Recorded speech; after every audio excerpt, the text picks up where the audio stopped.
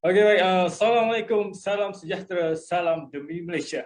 Terima kasih kepada semua penonton kita yang sudi hadir seawal jam 3 petang untuk bersama-sama kita berini untuk sesi dialog pimpinan bersempena bulan Ogos. Jadi kesempatan ini juga saya ingin sebagai penghargaan, terimalah serangkap pantun daripada saya, sayang kumbang mencari makan, terbang seiring di tepi kali.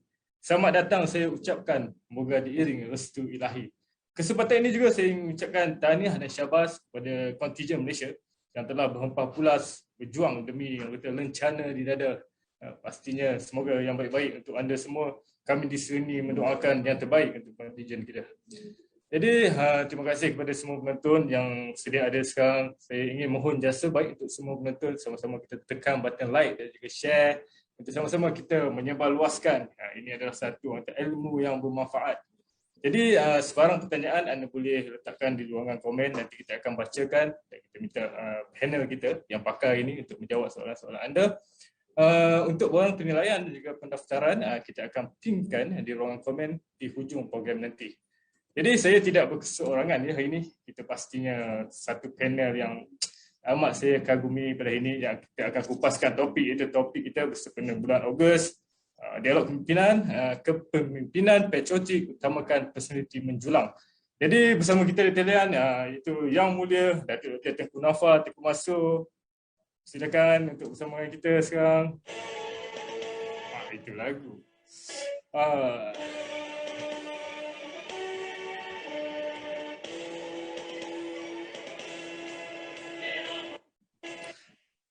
Assalamualaikum. Waalaikumsalam Datuk. Apa khabar Datuk? Semangat je Datuk ini. Alhamdulillah, saya bersemangat nak menunggu nak keluar ni. Dari tadi saya tunggu berapi-api. Alhamdulillah. Terima kasih kepada pihak Institut Pembangunan dan Kecemerlangan Kepimpinan, iLead, Kementerian Belia dan Sukan kerana sudi menjemput Dr. TN untuk bersama-sama sebagai ini dikatakan dialog kepimpinan bertemakan patriotik. Yang pertama katanya ya, Amirul. Betul. Bersempena bulan Ogos, kita lah orang kata anak-anak sulung pada dialog pimpinan Datuk pada ini. Okey. Syabas. Okey Datuk, sebelum kita mulakan Datuk, elok saya rasa saya membaca sedikit latar belakang mengenai Datuk. Mungkin ada penonton kita ni tak sabar. Silakan. Panel kita siapa panel kita ini? Beliau saya maksudkan Yang Mulia Datuk Tengku Nafal, Tengku Mansur, merupakan seorang konsultan jurulatih yang diiktiraf oleh HumanX LLC New York, USA dalam bidang Creativity and Innovation at Work, Applying Emotional Intelligence at Work and Critical Conversations. Selain itu, Datuk Nafal juga, Datuk Dr. Tengku Nafal juga merupakan seorang yang sangat aktif dan mempunyai kemahiran dan juga pengalaman yang luas dalam pengusahaan pembangunan sumber manusia dan motivasi diri produktif.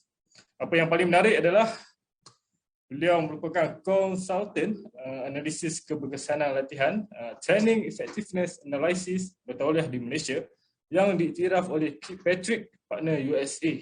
Ini antara bangsa yang kita bawa ini, pastinya yang pengalaman. Yang menarik lagi tentang Datuk Dr. Tengku Nafal kita, beliau juga merupakan pemegang ijazah kedoktoran pentadbiran, perniagaan DBA, pengurusan perubahan organisasi daripada University of South Australia ataupun UNISA. Pastinya ini yang saya amat kagumi dan saya hormati, iaitu beliau merupakan penerima anugerah Respect Wanita sempena sambutan Hari Wanita Kebangsaan 2013. Dr. TN pejuang wanita sebenarnya. Saya banyak bercakap pasal kepimpinan wanita. Itu dia Datuk. Ada orang tak tahu tu. Saya punya bidang, saya punya minat subspecialization saya women empowerment and gender equality sebenarnya. Itu yang paling saya kagumi Datuk. Bila saya tengok background Datuk, ini memang tak salah kita pilih orang Datuk pada ini. Alhamdulillah. Terima kasih. Alright, selain daripada itu, Datuk juga dilantik sebagai adjunct profesor oleh Perdana Universiti Malaysia School of Business bagi tempoh Jun 2021 sehingga Jun 2023. Mungkin ada di kalangan penonton mungkin pernah kita melihat Datuk di mana-mana. Yang pastinya Datuk ni seorang yang semestinya yang kerap kali muncul di kaca televisyen dan juga rancangan radio, contohnya seperti Primadona Astro, Wanita Hari Ini dan juga bicara agenda nasional. Sebenarnya banyak lagi rancangan. Betul tak Datuk? Adalah, sikit-sikit lah. Tak payah banyak lah, malu saya. Okey, Datuk suruh berhenti cakap itu dulu. Tapi sebenarnya banyak, itu yang pasti Datuk. InsyaAllah. Okey Datuk, orang kata sebagai permulaan kepada topik kita pada hari ini Datuk, mungkin orang kata apabila menjelangnya bulan kemerdekaan ni, ramai yang bercakap tentang semangat patriotik Datuk. Okey, pada pandangan Datuk, sebagai orang kata perkenalan pembukaan topik kita pada hari ini, mungkin Datuk boleh huraikan sedikit mengenai semangat patriotik itu Datuk. Right. Bismillahirrahmanirrahim. Assalamualaikum warahmatullahi wabarakatuh. Salam sejahtera, salam penuh keceriaan, salam semangat patriotisme dan nasionalisme bersempena dengan kedatangan bulan yang penuh keramat, bulan yang penuh dengan barakat untuk negara bangsa Malaysia yang tercinta ini, iaitu bulan Ogos. Dan hari ini 4 hari bulan Ogos 2021, saya ingin menzahirkan rasa syukur yang tidak terhingga kepada Allah Subhanahu Wa Taala dan juga ucapan terima kasih kepada pihak Institut Pembangunan dan Kecemerlangan Kepimpinan I-LEAD, Kementerian Belia dan Sukan yang sudi menjemput Dr. TN. Saya suka dipanggil Dr. TN sebenarnya, Mirul. Tak payah panggil saya Datuk Dr. Tengku, panggil saya Dr. TN sahaja. Jadi kita lebih mesra berborak dan berbicara tentang topik yang diberikan kepada saya pada hari ini sebagai slot pertama, kepimpinan bertemakan kepimpinan patriotik, dialog kepimpinannya, dan sebenarnya topiknya ialah utamakan personality menjulang. Sebenarnya itu sebenarnya tajuk. Dan tadi soalan yang dikemukakan oleh moderator saudara Nur Amirul kita berkenaan apakah yang dimaksudkan dengan semangat patriotik ini. Sebab ramai orang agak keliru, ramai orang agak masih tertanya-tanya, dan ada orang juga rasa agak semangat patriotik ini dah tak perlu nak dibakar, tak perlu lagi nak diketengahkan. Kerana sebenarnya ada pula pandangan yang mengatakan bahawa mencintai negara bangsa ini boleh membawa kepada isu agama, yang saya rasa ini adalah beberapa tafsiran-tafsiran yang agak meleset, yang tidak tepat, yang harus kita perbetulkan, terutama dalam kita bersemangat menyayangi negara bangsa kita. Dan dikatakan, kalau saya bawa apa yang saya tunjukkan di dalam slide saya yang pertama ni, saudara Amirul, melalui pengamatan saya dalam Kamus Dewan, dikatakan semangat patriotik ini adalah kita ini mewujudkan semangat mencintai ataupun keinginan untuk mempertahankan kedaulatan negara kita, dan kita juga selalu merasakan kita ingin membela negara kita yang tercinta ini. Dipendekkan cerita, of course lah kita tengok definisi kedua daripada Encyclopedia Britannica yang saya bahasa Melayukan, perasaan keterdekatan, keterikatan ataupun komitmen seseorang kepada sesebuah negara ataupun community. Jadi kalau kita pendekkan ceritanya, Mirul, perasaan ataupun semangat patriotik ini adalah kita tak boleh dengar Malaysia dikutuk tau. Kita tak boleh dengar Malaysia dicaci tau. Kita tidak boleh dengar ataupun kita tidak boleh melihat bagaimana negara ini diperlekehkan oleh orang lain. Apatah lagi yang sekarang ini menjadi kesedihannya, Amirul dan juga sidang pendengar dan penonton yang Dr. TN sayangi. Bukan orang luar yang mengutuk, memperkecil dan memperlekehkan negara bangsa kita yang tercinta ini. Malahan yang lebih sedih, yang saya rasa sesuai dengan matlamat melaksanakan dialog kepimpinan ini, perasaan itu ataupun cemohan itu datang daripada orang-orang kita sendiri, Mirul. Ini yang sangat kita kecewakan. Dan ada juga orang agak keliru, ya. Ada orang kata apa beza patriotisme dan nasionalisme? Adakah dua perkara ini berbeza ataupun adakah ianya sama? Dari pengajian dan pengamatan saya, nasionalisme ini ialah subset kepada patriotisme, iaitu bila kita kata kita ada perasaan nasionalis, katakan Nur Amirul bin Bakar, seorang yang sangat nasionalis, kita punya moderator, maknanya Amirul mempunyai perasaan cintakan bangsa, cintakan negara sendiri yang mendalam. Dan dia tambah satu poin, daripada pengamatan dan pengajian saya, nasionalisme ini semangat kebangsaan yang mahukan kebebasan ekonomi dan kebebasan politik dari campur tangan kuasa asing. Tapi bila kita lihat aspek apa yang dituliskan atau apa yang dinyatakan secara umumnya, nasionalisme ini adalah subset kepada patriotisme. Jadi maknanya bila kita kata kita orang yang patriotik, kita ada semangat yang patriotis, secara rasminya dan secara tidak rasminya, perasaan nasionalisme, iaitu cintakan bangsa, cintakan negara, dan perasaan ingin membebaskan ekonomi kita dan politik kita dari campur tangan orang luar, akan termasuk di dalam semangat patriotisme ini. Jadi itu pada pandangan saya, Mirul, saya rasa permulaan ini saya nak ingatkan, kita kadang-kala bukan mendepani cabaran besar daripada orang luar. Cuma apa yang kita sedih hari ini, cabaran besar memperkecilkan negara bangsa ini datang daripada orang kita sendiri. Jadi ini yang Dr. TN rasa, itu sebabnya saya dipanggil untuk saya share sedikit pengalaman, sedikit ilmu, pengetahuan untuk bersama-sama dengan rakan-rakan pendengar dan penonton untuk kita memulakan kehadiran bulan keramat, bulan yang penuh dengan berkat Ogos ini dengan apa yang disebut kepimpinan patriotik utamakan personaliti menjulang. Alhamdulillah, terima kasih Datuk. Itu pastinya satu pembukaan yang menarik. Jadi kita boleh buat comparison in between patriotisme dan juga nasionalisme. Datuk. Sebab ada orang keliru, ada orang kata dia benda yang sama. Sebenarnya dia tidak sama secara terus, secara orang kata apa? Direct. Dia ada sedikit perbezaan yang umumnya nasionalisme itu adalah subset kepada patriotisme, Amirul. Ya, semestinya jelas Datuk dengan disupport dengan menggunakan slide. Saya itu pun salah satu input yang baru saya rasa untuk para penonton kita, Datuk. Terima kasih atas satu pembukaan yang menarik, Datuk. Okey, sekarang ni kita nak tengok dalam konteks kepemimpinan kita hari ini, Datuk. Mungkin apabila kita mengatakan seorang pemimpin tu yang mempunyai semangat patriotik, Datuk. Macam mana kita nak tengok seorang pemimpin tu yang mempunyai semangat patriotik, dan mungkin boleh cerita juga kepentingan seorang pemimpin yang mempunyai semangat patriotik tu, Datuk. Right. Bila kita bercakap persoalan kepimpinan sebenarnya, Amirul, Dr. TN nak membawa dimensi kepimpinan itu kepada satu dimensi yang luas. Ya. Jangan melihat kepimpinan itu hanya kepada Perdana Menteri, jemaah kabinet menteri-menterinya, kepimpinan politik ataupun kepimpinan yang berbentuk resmi dengan jawatan, dengan kedudukan dan sebagainya. Jadi Dr. TN nak membawa dimensi kepimpinan patriotik ini lebih luas daripada hanya orang yang berjawatan, orang yang dipilih melalui pilihan raya. Of course, no doubt itu adalah salah satu daripada kategori ataupun kita katakan aspek kepimpinan yang sangat kita muliakan, iaitu kepimpinan yang amat berhormat Perdana Menteri Malaysia ketika ini dengan jemaah menterinya, dengan kepimpinan politik, ahli-ahli Dewan Rakyatnya, ahli wakil rakyat kita dan sebagainya, itu rasmi. Cuma Mirul, umumnya bila orang bercakap saja pasal kepimpinan patriotik ini, orang tidak akan lari bercakap pada kepimpinan dalam parti-parti politik semata-mata.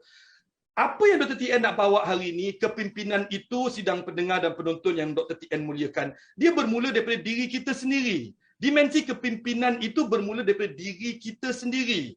Kita memimpin diri kita. Kita memimpin keluarga kita. Jom kita bawa daripada paling kecil, ya, iaitu unit paling kecil, iaitu diri kita. Lepas tu kita memimpin keluarga kita. Kita memimpin komuniti kita. Dan kita memimpin mungkin masyarakat dan negeri ataupun lokaliti kita. Dan pada ketika ini orang banyak bercakap pasal kepimpinan itu ialah kepimpinan negara. Yang mana kepimpinan negara ini membawa Malaysia ke persada dunia, yang meletakkan jalur gemilang yang sekarang ini kita mendoakan kita punya pahlawan dan perwira-perwira negara kita di Tokyo 2020 ini demi Malaysia. Mereka ini juga pemimpin-pemimpin dalam dunia sukan dan olahraga yang mana mereka berusaha membawa nama negara bangsa kita itu di persada dunia.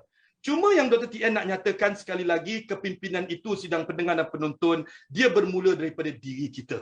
Dan apabila kita faham konsep ini, diri ini perlu diperbaiki, diri ini perlu diperbetulkan personalitinya, diri ini perlu diperkasakan kehebatan sahsiah dan juga cara bagaimana kita mempamerkan keterampilan dan penampilan diri kita juga sangat berkait rapat dengan apa yang ingin kita persoal dan ingin kita bicarakan hari ini. Jadi berbalik kepada soalan tadi, bagaimanakah dikatakan pemimpin itu bersemangat patriotik? Pertamanya Dr. TN nak cakap, dia adalah orang yang sangat cintakan negara bangsa ataupun Malaysia yang kita sayangi ini. Tidak ada tolok bandingnya perasaan sayang yang sangat-sangat dahsyat kepada Malaysia. Orang ini juga rela berkorban untuk kepentingan bangsa dan negara. Ditiupkan semboyan untuk kita keluar mempertahankan kedaulatan negara ini. Tidak akan duanya, tidak akan tiganya pemikirannya terus dia bersiap sedia untuk tampil ke depan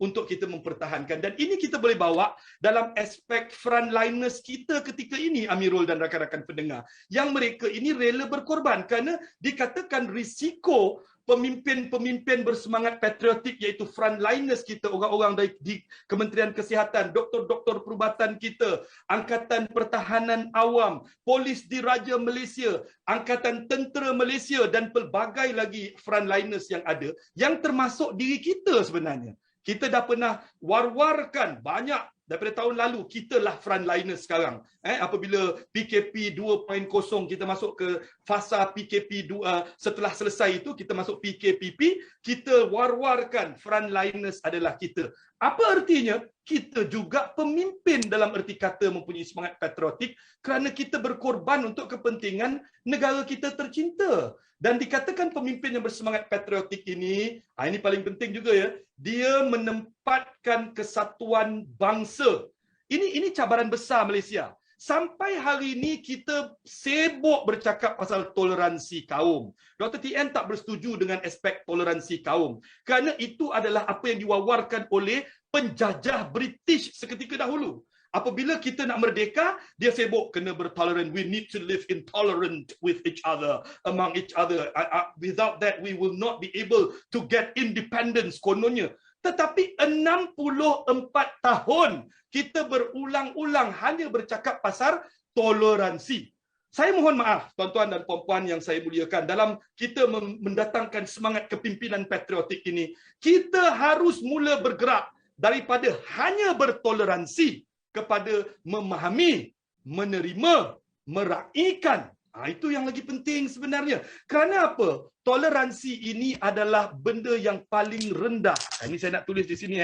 Boleh nampak? Toleransi ini adalah aspek penerimaan, perbezaan yang paling rendah. Kenapa 64 tahun kita masih lagi bercakap pada tahap yang sangat rendah?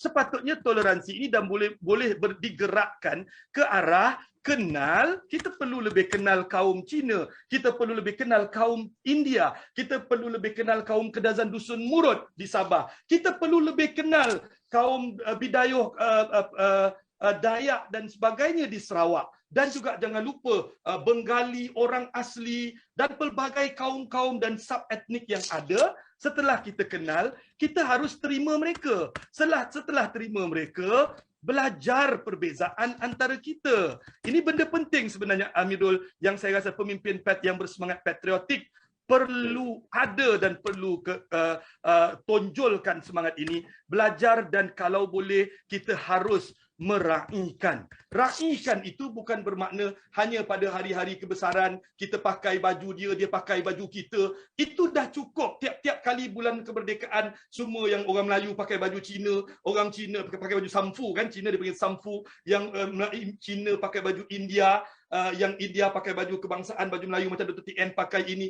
Ini dah cukup. Kerana itu hanya toleransi.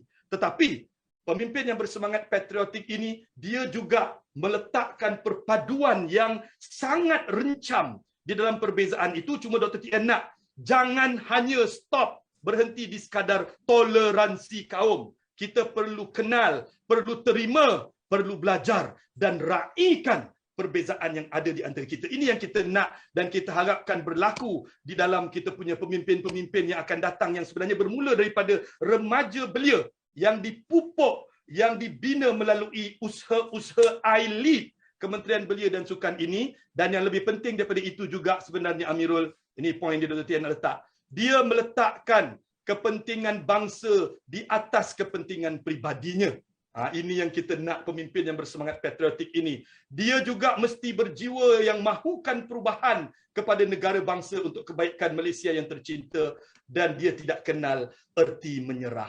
Ini sebenarnya yang kita harapkan, ini sebenarnya yang pemimpin bersemangat patriotik yang kita mahukan, yang hari ini kita merasakan, kita yakin. Kalau semua orang tengok gambar yang Dr. TN tengah tunjuk ini, inilah pemimpin-pemimpin kita di masa akan datang, iaitu anak-anak di bangku sekolah rendah, sekolah menengah ini, yang harus kita pastikan mereka akan terus menanam, menyemarak dan juga menonjolkan semangat patriotik dalam diri mereka sebagai pemimpin yang sangat cintakan Malaysia yang tiada duanya. Jadi kalau soalan kedua tadi daripada soalan Amirul tanya kenapa penting semangat patriotik ini kepada pemimpin, ini Dr. TN highlight antaranya yang mana kita kata dia akan ada perasaan jujur dan cinta dan sayang dan setia yang sangat luar biasa kepada Malaysia. Dia macam orang bercinta, Amirul. Kalau kau bercinta, kesetiaan, Amirul biasa bercinta kan? Dah bercinta kan?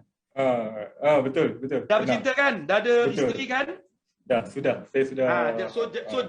Jangan bercinta lagi. Cukup satu saja ya. Tapi yang pentingnya kesetiaan kepada orang yang tersayang itu dia tidak ada duanya. Itu yang kita nak. Jadi dia punya perbandingan itu sama, iaitu cinta kita kepada negara kita tidak ada duanya. Jadi dengan semangat patriotik ini kita akan ada kejujuran di dalam kasih sayang dan kesetiaan kepada Malaysia. Kita akan utamakan kepentingan bersama. Ini poin dia. Kepentingan bersama. Kita akan ikhlas. Kenapa? Kita nak menengahkan kepentingan bangsa dan kita meletakkan nombor 2 kepentingan diri. Ini sebenarnya krisis dalam dunia kepimpinan kita hari ini. Kita sering dikatakan bahawa dunia mengatakan kita ada krisis integriti, krisis etika, krisis kepimpinan yang berintegriti, kerana ada yang mengatakan bahawa pemimpin-pemimpin kita ini termasuk diri kita meletakkan kepentingan peribadi melampaui kepentingan negara bangsa. Juga menerima dan menghargai hakikat bangsa Malaysia ini dia yang pelbagai dan harus disatukan.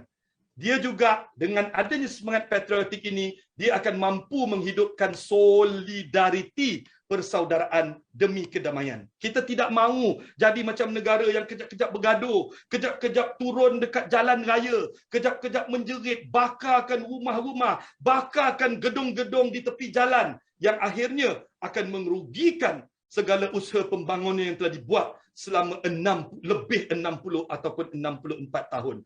Yang juga kita harap dengan adanya semangat patriotik kepada pemimpin kita ini, kita tidak akan berfikir 2 kali untuk menolak keganasan dan segala aspek kekerasan. Dan yang lebih penting, Amirul, mereka yang ada semangat patriotik ini harus faham apa yang terkandung di dalam perlembagaan Malaysia sebagai undang-undang paling dasar negara bangsa kita yang tercinta sejak daripada Suruhanjaya Kobolt. Suruhanjaya Kobolt diwujudkan pada tahun 63 kalau tak silap saya, dan apabila kita tubuhkan Malaysia pada tahun 63 itu, maka inilah yang dikatakan bahawa Malaysia kita mewujudkan satu negara baru.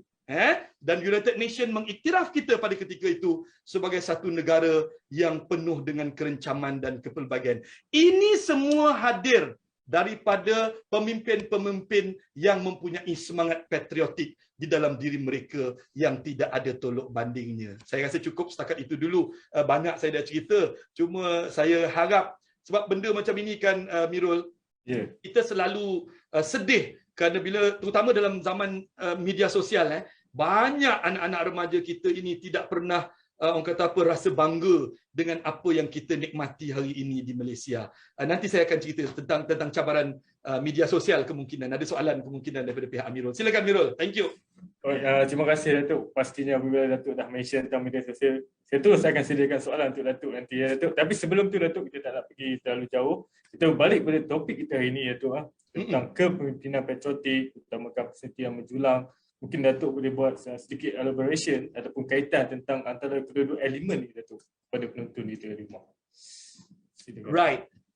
Para penonton sidang pendengar yang Dr. TN muliakan, apa yang ditanya oleh kita punya moderator saudara Nur Amirul tadi ialah apa dia kaitannya dengan topik yang diberikan dan diamanahkan kepada Dr. TN hari ini. Kepimpinan patriotik utamakan personality menjulang. Bagi Dr. TN, ini Dr. TN gariskan beberapa poin yang Dr. TN sempat sediakan sebelum kita bertemu hari ini, sidang pendengar dan para penonton yang disayangi. Saya merasakan sebagai sebuah negara bangsa yang terbina berteraskan elemen keagamaan, elemen ketuhanan, elemen bahawa kita percaya bahawa ada satu kuasa yang kita tidak nampak, yang sedang memerhati dan mengawal pembangunan, kejayaan, jatuh bangunnya negara bangsa ini, iaitu Allah Tuhan kita Rabbul Jalil. Jadi kalau kita kata tentang apa tadi yang Amirul tanya, apa dia kaitan personality menjulang? Bagaimana kepimpinan patriotik ini? Betul kan? Itu soalan Amirul kan? Betul. Right. Absolutely. Jadi poin pertama yang Dr. TN nak highlightkan sidang pendengar dan penonton yang Dr. TN sayangi dan Dr. TN muliakan, yang paling penting jangan kita lari daripada aspek ketuhanan. Walaupun ada orang bertanya dengan Dr. TN pernah buat program-program untuk kesedaran patriotik di luar negara sebenarnya Amirul. Ini program yang dilakukan oleh Kementerian Pengajian Tinggi. Tak silap Dr. TN mungkin 4-5-6 tahun yang lalu, Dr. TN dijemput untuk memberikan sesi-sesi latihan, training 3 hari 2 malam dengan pelajar-pelajar Malaysia di luar negara, di United Kingdom, di Perancis, di Germany, di Amerika, di Washington. I was in Washington, I was in Los Angeles. Then I went to Egypt. Saya pergi ke Al-Qahirah, Cairo. I was also in Australia, in Japan. Dan ada beberapa yang saya sedih sebenarnya. Mirul, ni Dr. TN nak zahirkan sahaja. Ada di kalangan anak-anak muda, remaja kita ini, yang ditaja oleh negara kita ini, bertanya soalan kepada saya, kalau saya tidak percaya kepada Tuhan, bagaimana Dr. TN? Saya mengatakan saya seorang yang atheist. Saya tidak percaya kepada Tuhan. Jadi Dr. TN tidak mahu berdebat tentang perkara ini. Cuma Dr. TN nak menjelaskan, negara bangsa Malaysia ini lahir daripada satu kepercayaan kepada Tuhan yang Maha Esa dan orang-orang yang duduk di dalam negara ini. Malahan rukun negara kita, kepercayaan kepada Tuhan. Itu yang pertama Amirul. Kesetiaan kepada raja dan negara. Keluhuran perlembagaan. Kedaulatan undang-undang, kesopanan dan kesusilaan. Dia bermula dengan kepercayaan kepada Tuhan. Apa jua Tuhan definisinya, tetapi rakyat Malaysia sebenarnya untuk membina personality menjulang ini, dia perlu ada elemen kepercayaan dan keimanan yang tebal kepada Tuhan. Of course, bagi yang Melayu, yang Islam, Tuhan di situ adalah Allah Rabbul Jalil kita. Justru aspek pertama personality menjulang ini tak lain dan tak bukan kita perlu ada dan zahirkan di dalam diri kita kecerdasan kita untuk memahami dan menghayati dan menghidupkan elemen-elemen nilai-nilai murni yang ada di dalam agama kita yang suci. Juga termasuk apa-apa agama kepada orang Buddha, kepada orang Hindu, kepada orang Kristian dan sebagainya. Itu perkara pertama, dipanggil RQ, Amirul. Dr. TN suka nak bawa benda ini. Ini pernah diperkenalkan oleh yang berbahagia Datuk Dr. Muhammad Fadilah Kamsah di dalam ceramah-ceramah beliau dulu. Ini antara motivator tersohor negara bangsa kita. Datuk Dr. Haji Fadilah Kamsah pernah bercerita tentang QQ yang perlu ada di dalam diri manusia yang ingin membina personality menjulang untuk memastikan kitalah pemimpin negara bangsa, pewaris kepimpinan Malaysia yang akan datang ini. Yang kedua, setelah kita ada semangat agama dan nilai yang kukuh, dan bila ada nilai agama ni Mirul, integriti diri.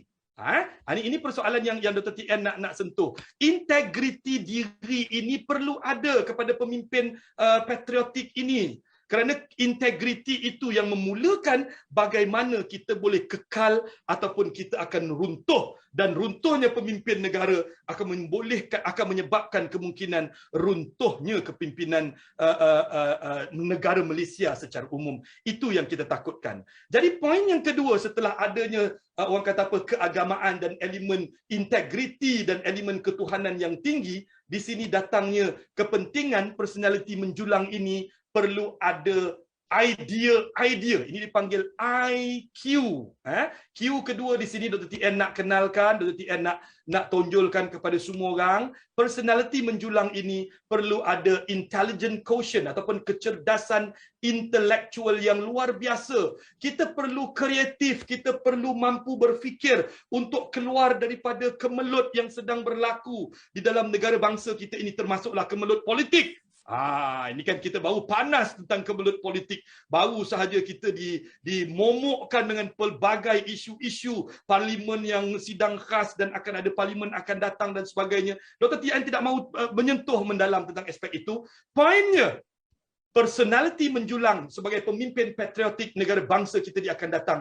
Perlu kita ada orang-orang yang ada idea yang luar biasa yang membolehkan Malaysia ini ditonjolkan di persada dunia. Selain daripada itu, personality menjulang ini perlu ada EQ, ketabahan mendepani dugaan, cabaran, rintangan yang sekarang ini sedang kita depani sebagai bangsa yang diduga oleh Allah Subhanahu Wa Taala dengan pandemik coronavirus yang macam tidak ada kesudahannya, Amirul. Macam seolah-olah kita nak menurun, tiba-tiba naik balik. Macam kita rasa macam it is back to square one. What is happening? Tetapi inilah EQ-nya, personality menjulang ini diduga dan dilihat. Yang selanjutnya jadi kaitan dengan EQ. Dia kata AQ, adversity quotient, kebijaksanaan untuk kita lebih cekal, resilient, lebih kukuh mendepani, iaitu daya juang yang tinggi dan tidak mudah mengalah. Dia panggil adversity quotient. Ya? Dan juga pemimpin yang ada personality menjulang ini, of course, tak lain. Kita tak boleh lari daripada elemen motivasi, Amirul. Kita perlu ada kecerdasan memotivasikan diri, memotivasikan orang lain untuk kita memajukan bangsa dan negara tercinta ini. Selain daripada itu, yang Dr. Tien sebut tadi, orang yang ada personality menjulang ini perlu ada social quotient atau kita panggil SQ. Mereka ini harus menerima, menghargai kepelbagaian kaum, agama dan latar belakang rakyat Malaysia. Kita bukan hanya satu bangsa yang punyai negara ini. Walaupun seketika dahulu kita tahu bangsa Melayu adalah bangsa yang dominan, tetapi apabila Malaysia ditubuhkan dan apabila kemerdekaan kita capai pada tahun 57, 31 Ogos yang lalu, kita bersetuju untuk berkongsi tanah pusaka, tanah yang penuh dengan berkat ini dengan kaum-kaum lain. Dan jangan kita ulang lagi. Kita harus memperkasakan SQ kita, social quotient kita, belajar do's and don'ts the Chinese. The Chinese must learn the do's and the don'ts of the Malays. Do not live only intolerant. Itu yang saya tak suka British punya word.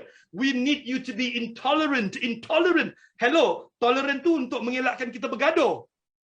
Mengelakkan kita berbunuh-bunuh. Mengelakkan kita bertikam-tikam. Of course itu penting. Tetapi cukuplah.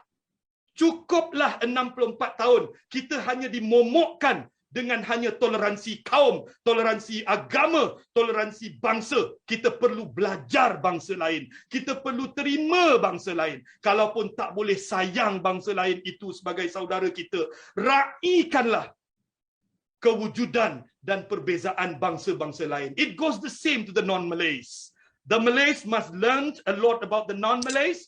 The non-Malays, the Chinese, the Indians, Kadazan, Dusun, Murut, Dayak, Bidayuh, will have to learn about the Malays being the dominant society in Malaysia. Itu yang menjadi isu yang kadang-kadang kita sering tak habis-habis bercerita tentang perpaduan kaum, iaitu sepatutnya, Amirul, bangsa kita ini perlu ada SQ yang paling tinggi tau. Kalau ada pun satu benda yang boleh kita agungkan dan kita bawa ke tengah seluruh negara, ialah betapa dahsyatnya kita social quotient, iaitu kebijaksanaan menerima kepelbagaian ini. SQ di situ, kebijaksanaan menerima kepelbagaian. Tetapi you tengok hari ini, saya rasa tahap SQ Malaysia sejak 3-4 tahun yang belakang ini bukan semakin menaik. Maaf ya, kemungkinan pandangan Dr. Tien belum dikaji ataupun telah ada kajian, I'm not really sure. But I observe our SQ has been, tested tremendously. And it is going down. Dia semakin menurun. Sangat mengecewakan. 2 poin terakhir, Amirul dan rakan-rakan pendengar dan penonton yang Dr. Tien sayangi. VQ. Ini VQ. Orang yang nak jadi pemimpin yang menjulang personality ini, mesti pandai bercakap. Boleh bercakap sikit lah. Okey, tak payah jadi pendebat lah. Macam Amirul, macam orang di Ailit Institute Pembangunan dan Kecemerlangan. Kita nak membina pemimpin kita yang boleh ada debater, oratory skill. Okay, don't need to. You don't have to be that. But at least you must be able to communicate effectively, efficiently. That is what we call VQ, verbal quotient. Personality menjulang ini tidak akan berlaku kalau tidak ada VQ, tidak ada SQ, tidak ada MQ, tidak ada AQ, tidak ada EQ, dan tidak ada IQ. Dan yang terakhir sekali, Dr. Tien nak highlightkan di sini, personality menjulang itu, tolonglah negara kita, satu-satunya tempat yang kita panggil tanah air, Mirul, Ya, inilah negara yang kita pijak, di mana bumi dipijak, di situ langit kita junjung. Tolonglah pamerkan Q yang terakhir Dr. TN nak highlight di sini. Sebagai personality menjulang, kita harus mampu dan boleh mempamerkan sikap taat dan sayang Malaysia kepada semua. Dia panggil apa? Kebijaksanaan mempamerkan kesetiaan kepada negara bangsa. Loyal quotient. Loyal quotient. Kenapa? Loyal quotient ini benda yang intrinsik. Dia benda yang di dalam. Jadi dia perlu dipamerkan. Ada orang kata, are you saying that saya tidak ada ketaatan kepada Malaysia? Saya tidak mengibar bendera Malaysia, saya tidak taat. Tak semestinya. Tetapi apa bukti? Dia tidak ada pembuktian. Kenapa? Loyalty, kesetiaan kepada negara bangsa ini adalah elemen dalaman. Hanya Allah yang tahu, betul. Ada orang kata, hanya Allah yang tahu saya sayang negara saya cinta negara saya. Kalau boleh negara itu dalam bentuk orang, saya cium dan takkan lepaskan dia. Of course tidak ada. Tapi bila bercakap pasal kibarkan bendera pun, bendera boleh kita bakar dekat tepi jalan, bendera boleh kita terbalikkan seketika dahulu. Amat mengaibkan negara bangsa, amat mengecewakan. Inilah generasi pemimpin yang dikatakan sepatutnya menjadi generasi pewaris bangsa, tetapi bendera yang kalau Dr. TN duduk dekat Indonesia 5 tahun, Mirul, kalau nak bezakan semangat patriotik orang Indonesia ni, kadang-kadang orang Malaysia marah bila bercakap pasal benda ni. Dia orang dalam keadaan dia orang bergaduh, tetapi bila datang presiden, bila datang bendera sang saka merah putih itu, yang kita panggil jalur gemilang ini, mereka tidak akan mempermain dan memperkotak-katikkan presiden kepimpinan tertinggi negara mereka. Dan lambang tertinggi negara bangsa, iaitu sang saka merah putih mereka. Yang sama yang kita nak kaitkan di Malaysia, ialah bendera keramat kita, jalur gemilang. Berapa ramai kepimpinan remaja hari ini yang sanggup terbalikkan bendera, letakkan bendera jadi hitam putih dan sebagainya. Dr. TN sangat kecewa. I'm so sorry kalau saya sounded really emotional, ya. Jadi personality menjulang itu perlu zahirkan, perlu datangkan ke 88 ataupun apa yang dikatakan di sini 8Q. Okey, kita kata kukuhkan agama dan integriti diri, RQ. Tinggikan kebijaksanaan pemikiran kita, IQ, stabilkan emosi kita, EQ, hebatkan penerimaan kepelbagaian kita, SQ, mantapkan kecekalan diri kita, AQ, pastikan motivasi kita konsisten, MQ, kita mampu berbicara dengan meyakinkan, VQ, dan kita pamerkan ketaatan yang luar biasa kepada negara Malaysia tercinta, LQ. Itu secara ringkasnya, Amirul. Kalau kita tengok, saya nak semua orang dengar baik-baik ya dan perhatikan, semua ini dia berkait rapat dan tanpa kaitan ini tidak ada apa yang kita katakan personality menjulang. Tak payah cakap borak lah. Nak bercerita pasal kita ada, we have a very talented leaders. Tetapi bila kita bercakap pasal IQ, tak boleh beri idea. Bila bercakap pasal kestabilan emosi dan juga kecekalan mendepani cabaran, syahid di pertengahan jalan. Belum pun perang bermula, dia dah menyerah kalah. Motivasi tak ada, bercakap tidak mampu, apa lagi kesetiaan yang dipertikaikan oleh rakan-rakan ataupun orang-orang lain. Saya mohon maaf kalau saya agak beremosi kerana saya sangat sayangkan negara kita, namun saya agak sedih kerana kita masih ketandusan pemimpin-pemimpin yang ada ciri-ciri personality menjulang ini. Dr. TN minta maaf, itu pandangan peribadi Dr. TN. I may be wrong, however, take a deep breath, I may be right. Amirul. Alhamdulillah, Datuk. Itu saya, kita cakap tentang penyampaian Datuk tadi, Datuk. Dengan apa background Datuk, bendera, dengan baju Melayu Datuk, dengan songkok Datuk. Semangat cinta tu sampai kat saya, Datuk. Aduh. Mirul, kalau tidak kita sayang negara kita, siapa lagi, Mirul? Betul tak? Betul, Datuk. Kita, sebab tu kita nak anak muda remaja melalui iLead, kita nak memperkasakan. Dan Melayu, Cina, India, Kadazan, Bidayo, Murud kena bersatu.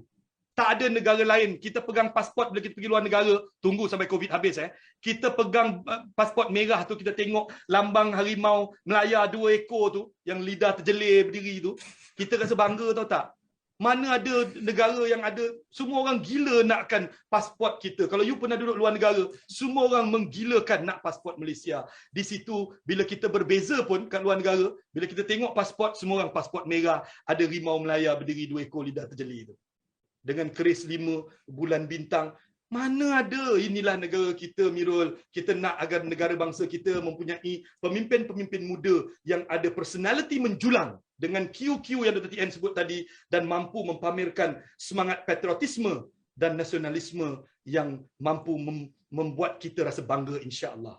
InsyaAllah Datuk, pastinya itulah bertepatan dengan program kita berkait untuk dialog pimpinan yang kita membahaskan tentang personality yang menjulang. Sebenarnya sebelum ni kita dibawarkan dengan beberapa Q saja. Kalau kita tengok kita ada IQ, EQ itu antara yang orang kata yang dominance kita lah, antara EQ, IQ lah. Tapi hari ni jelas Datuk kita boleh tengok sebenarnya ada 8 Q lagi di sebalik IQ dan EQ tadi Datuk lah.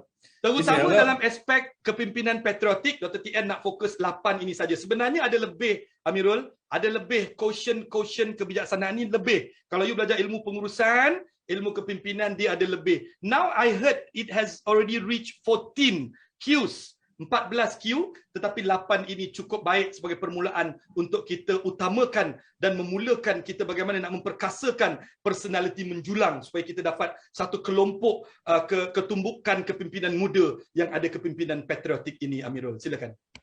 Alright, alhamdulillah Datuk. Satu pembukaan yang menarik. Akhirnya jelas antara kaitan antara kepimpinan patriotik dan juga personality yang menjulang. Automatik Datuk ceritakan tentang kepentingan macam mana kita nak install ke dalam diri kita satu personality yang menjulang Datuk. Kalau kita tengok tadi Datuk dah kupaskan satu orang kata di bawah personality tu kita ada IQ, EQ dan sebagainya Datuk. Kalau kita tengok dari segi in surface Datuk, mungkin Datuk boleh kongsi sedikit kata seseorang yang mempunyai ciri-ciri personality yang menjulang tu Datuk. Pada zahirnya lah macam mana seorang. Right. Saya rasa kalau kita balik kepada apa yang saya sebutkan sebentar tadi, dia tidak lari dan tidak akan lari daripada 8Q ini, ya. Maknanya kalau you tanya ciri-cirinya, sebenarnya saya dah jawab tadi, ya. Maknanya kita harus memastikan pertama paling asas sekali ialah elemen kita memahami, nombor 1, mempelajari, nombor 2, mungkin belajar dulu, faham 2, yang 3, hayati. Bila kita kata hayati, kita yang keempat, kita hidupkan. Ini yang dikata elemen keagamaan, elemen etika, nilai, moral, baik, buruk, salah, betul, boleh, tak boleh. Ini yang dia bermula daripada kemampuan kita untuk menghayati dan juga memahami agama dan juga perpastikan kita kukuh elemen RQ ini. Yang selanjutnya kita kena mampu tinggikan IQ. Ini tidak ada yang lain sebenarnya, ya. Belajar, tuntut ilmu, cari kemahiran. Dan IQ di sini tak semestinya kepandaian dari segi akademik sahaja, Mirul. Dia kena mampu boleh menyelesaikan masalah. Kemungkinan boleh membuat keputusan dengan bijak. Kemahiran berfikir. Mungkin di sini Dr. TN berletak bahawa aspek yang perlu kita tekankan di IQ di sini, dia bukan mesti jadi budak pandai pergi dihantar ke luar negara sahaja oleh JPA ataupun MARA. Tak payah. Dia boleh beri idea, dia boleh berfikir. Itu yang kita nak, berfikir untuk kemajuan bangsa. Ya? Dan IQ ini, of course ada yang kata, Datuk, Mensa IQ test ni ada orang yang pandai, orang yang kurang pandai. I'm not talking about that. Of course that is one of it. Latar belakang akademik yang tinggi adalah benda yang penting untuk membina personality menjulang, Amirul. Tetapi apa yang Dr. TN nak, orang-orang yang ada latar belakang akademik ini boleh berfikir ke tidak? Sebab kadang-kadang menghafal, kadang-kadang memuntahkan dalam ujian. Apabila hafal, muntah, bila orang beri situasi, terduduk. Dulu aku tak pernah pula ada benda macam ini. Ini kemahiran berfikir aras tinggi. High order thinking skills. Yang ada bila kita bercakap pasal IQ di sini, dia tak lari daripada aspek high order thinking skills yang kita nak pastikan ada dalam kepimpinan personality menjulang. And of course, orang-orang ini perlu ada kestabilan emosi dan dia ada kaitan dengan AQ. Kestabilan emosi dengan kecekalan diri. AQ ni adversity quotient, okay? Adversity quotient ini dia cekal. Dia sebenarnya AQ ni dipanggil Science of Human Resilience, okay? Dia panggil Science of Human resilience. Apa dia cakap Melayunya? Ialah sains kecekalan dan juga kemantapan daya juang diri manusia yang nak berjaya ini. Jadi pemimpin yang ada kepimpinan patriotik dengan personality menjulang, kena ada EQ, AQ. Selain itu, jangan lupa negara kita ada latar belakang yang pelbagai, latar belakang kaum agama yang pelbagai. Itu yang Dr. TN sebut tadi, SQ. Hebatkan SQ, motivasi itu mesti konsisten. Sebab motivasi ini ada orang kaitkan, dia macam iman. Ada orang tegur Dr. TN, iman manusia ini ada pasang surutnya. Betul kan? Ini Nabi Muhammad SAW pernah bersabda, iman ini ada pasang surutnya. Justru kita kena ada usaha memastikan iman itu sentiasa di tahap yang tinggi. Dia sama juga, motivasi ini juga ada pasang surut sebenarnya, Amirul. Jadi sebab tu Dr. TN letak personality menjulang perlu ada konsistensi dalam motivation quotient. Maknanya kebijaksanaan memotivasikan diri. Hello, motivasi ni dua, motivasi luaran, motivasi dalaman. Sebenarnya motivasi dalaman ini yang lebih besar nilainya daripada motivasi luaran. Dr. TN, Datuk Fazila Kamsa, pakar-pakar di iLead, mungkin Amirul, rakan saya Syukri. Saya ada kawan baik nama Ahmad Syukri yang juga kemungkinan pegawai besar di situ, boleh buat kursus-kursus kepimpinan dengan Malaysia Future Leader punya grup dan sebagainya. Tetapi sebenarnya apa yang dilakukan oleh Amirul, oleh Syukri, oleh Tuan Dr. Haji Hanafi, Tuan Haji kita, pengarah kita, ataupun semua trainer-trainer di iLead ini ialah dianggap elemen motivasi luaran. Dan kajian menunjukkan motivasi luaran ini dia memberi keberkesanan 20% sahaja. Yang 80% datang daripada mana, Amirul? Cuba teka, Amirul. 80% daripada siapa? Mana kata dari dalaman kita lah. Dari diri kita sendiri. Sebab itu pemimpin yang ada personality menjulang ini perlu memastikan dia sentiasa ada konsistensi dalam memastikan semangat dan motivasi dirinya yang sentiasa. Motivasi ini daya tolak diri. Things that push you to move forward. Hello. Allah sendiri tidak akan merubah nasib kita kalau kita tidak bangkit, bangun, merubah keadaan dan nasib bangsa kita. Inna Allah la yughayyiru ma biqaumin hatta yughayyiru ma bi anfusihim. Ini MQ yang paling besar bagi orang Islam.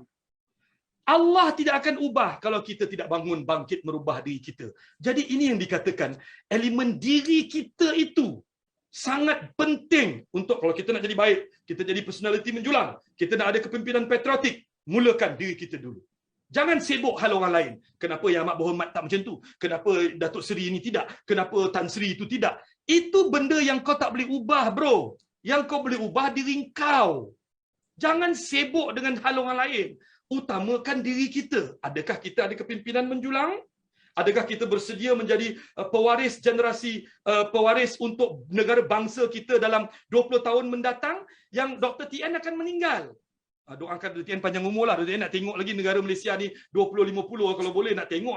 Tapi kalau Tuhan kata tidak, I'm not going to be there. I'm not going to be here, my dear. Particularly my dear students, my dear remaja belia yang Dr. TN sayangi. Andalah. Jadi MQ anda kena kuat.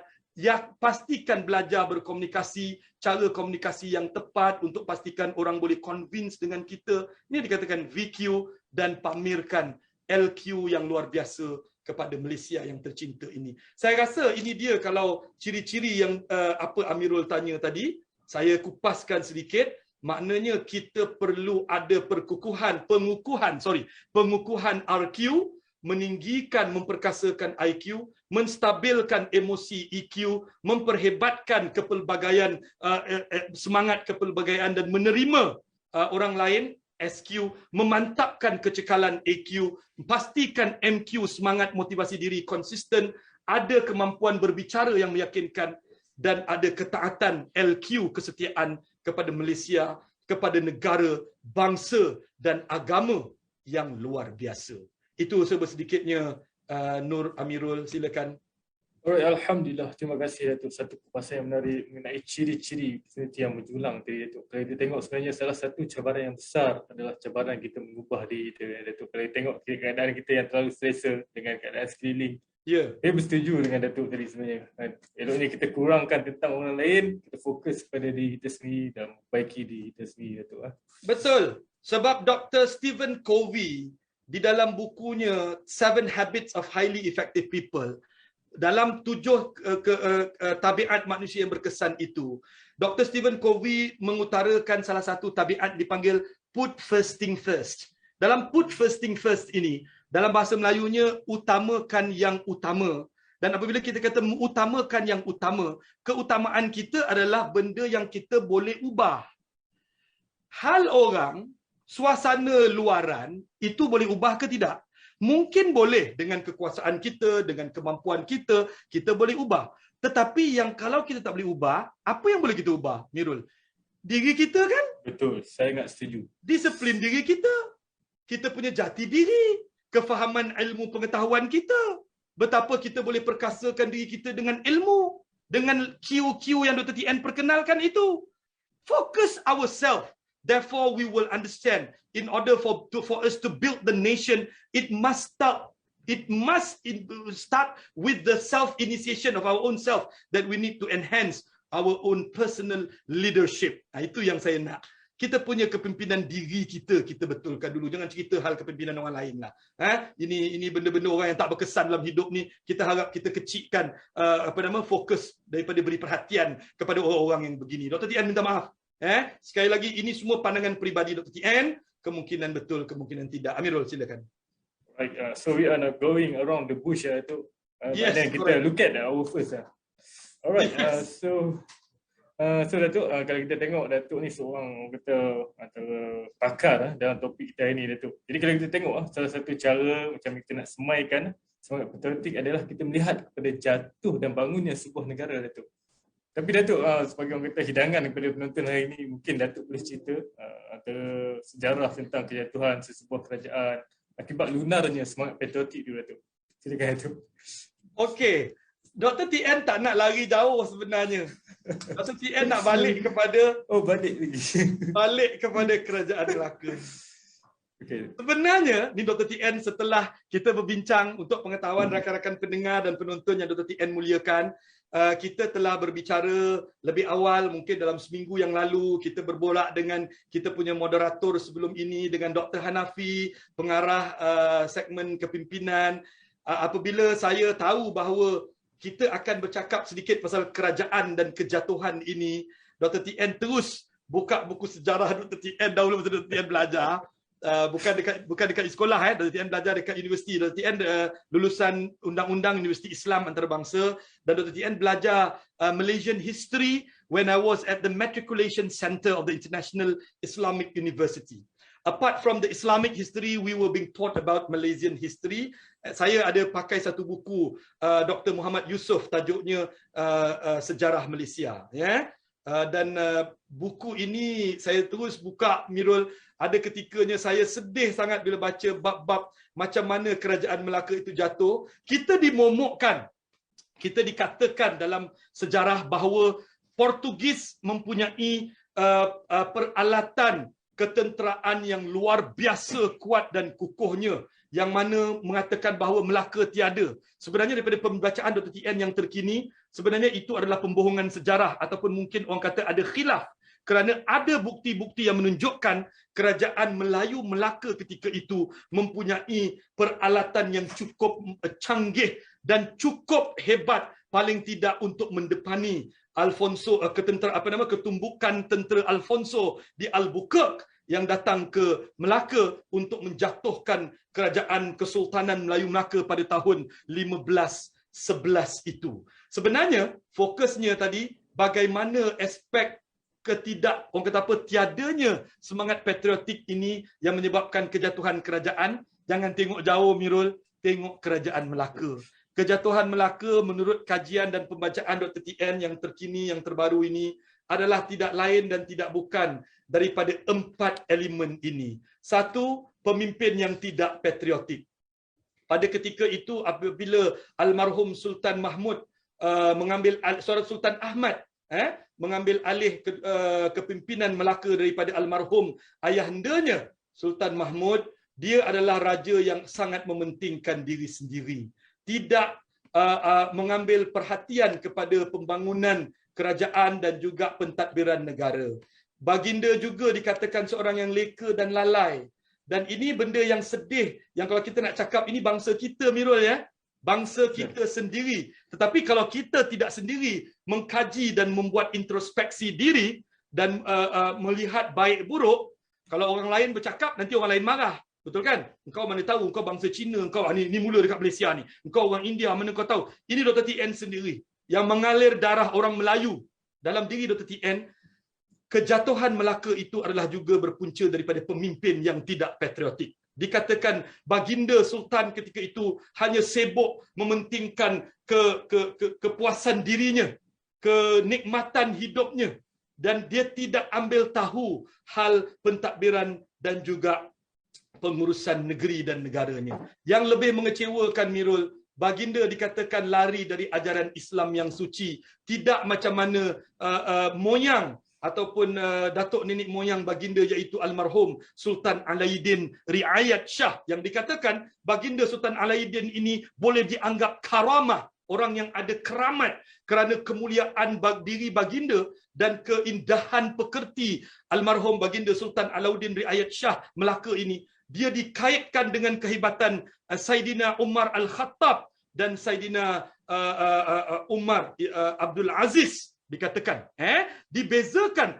Saidina Umar Abdul Aziz dengan almarhum baginda Sultan Alauddin Riayat Shah, yang dengan belajar Islamnya, malam-malam pergi belajar dengan tuan gurunya, pagi-pagi berjuang mencari jalan keluar untuk menolong orang susahnya, yang mana malam sendiri dia pergi cari pencuri-pencuri dalam cerita sejarah, betul kan?